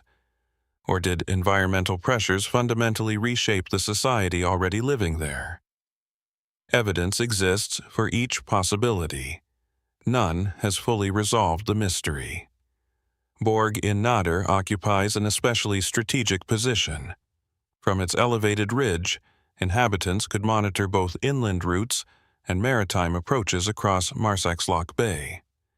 The surrounding coastline provided sheltered anchorages, while fertile land supported farming and animal husbandry. Such advantages made the location valuable not only economically but also strategically. Its defensive wall reflects careful planning. Built from enormous limestone blocks, portions of the fortification still survive despite thousands of years of weathering. Although not comparable in size to later medieval castles, the wall demonstrates a clear concern with protection and controlled access. Protection from whom? This remains uncertain. Some archaeologists propose increasing competition between local communities. Others suggest that expanding maritime networks brought greater contact with distant populations, introducing both opportunities for trade and new risks of conflict. The Mediterranean during the Bronze Age was becoming an increasingly interconnected world. Ideas, goods, technologies, and people moved between islands and coastlines with growing frequency. Borg in Nader may preserve archaeological evidence of these changing relationships. Excavations have uncovered pottery unlike that of Malta's earlier temple culture. Certain ceramic styles resemble material found elsewhere in the central Mediterranean, suggesting continuing contact with Sicily and neighboring regions. Bronze tools and ornaments also indicate technological developments unavailable during the earlier Neolithic period. Yet, despite these external influences, Borg in Nader retained distinctly local characteristics. Its builders adapted imported ideas without abandoning the island's own architectural traditions entirely. Religion presents another fascinating uncertainty. The remains include evidence of an earlier temple structure beneath later occupation layers, demonstrating that Bronze Age inhabitants deliberately settled beside, or directly upon, a place already considered significant by previous generations. Was this practical convenience? Or did they intentionally preserve a connection with an ancient sacred landscape whose original meaning had already begun to fade? Throughout history, new cultures frequently established settlements upon older ceremonial sites. Sometimes they sought continuity, sometimes legitimacy, sometimes simply the advantages of locations already recognized as important. At Borg in Nader, archaeology reveals the overlap. It does not fully explain it.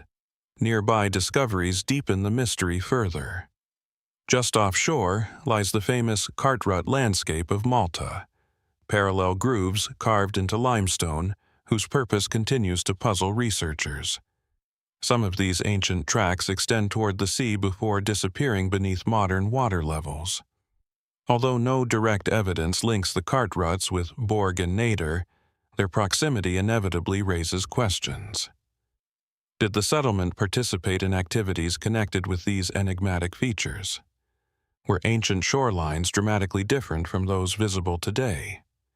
Rising sea levels since prehistory have submerged portions of Malta's ancient coastline, leaving open the possibility that associated harbors, settlements, or ceremonial spaces now lie beneath the Mediterranean. Modern underwater archaeology continues exploring these possibilities. Geological studies suggest that coastlines have shifted significantly since the Bronze Age. What survives on land may represent only part of a much larger archaeological landscape. Beyond mainstream scholarship, Borg in Nader has naturally inspired more speculative interpretations. Some researchers have wondered whether the abrupt end of Malta's temple-building civilization reflects climatic instability, prolonged drought, disease, or social transformation far more complex than currently understood. Others have proposed that the islands experienced changing trade networks that gradually redirected economic activity elsewhere, weakening older institutions before entirely new communities emerged. The site's combination of temple remains, fortifications, imported pottery, and strategic positioning has encouraged broader questions about cultural continuity across prehistoric Malta. How much knowledge passed from one civilization to the next? How much disappeared forever? Even after more than a century of archaeological investigation, Borg in Ed-Dur continues yielding surprises. Excavation has uncovered only portions of the settlement, while surrounding fields still conceal buried architectural remains. Advanced survey techniques continue identifying subsurface anomalies suggesting additional walls, structures, and occupation areas waiting to be explored. Standing upon the ancient ridge as the sun begins to sink toward the Mediterranean horizon, it becomes remarkably easy to imagine generations of people watching the same sea. Temple builders observing ceremonial processions, Bronze Age sentries scanning the coastline for approaching vessels, farmers tending nearby fields, sailors navigating toward sheltered bays whose outlines have changed with time. The sea remains constant. The civilizations have changed. Perhaps that is the deepest mystery of Borg and Nadir. It occupies the meeting point between two very different worlds, one devoted to monumental ritual, the other increasingly shaped by defense, trade, and survival. Somewhere beneath its overlapping layers of stone, hidden between the foundations of temples and the walls of fortifications, may still lie the missing evidence explaining not only what happened here, but why one of Europe's most remarkable prehistoric civilizations quietly gave way to another, whose origins remain only partially understood.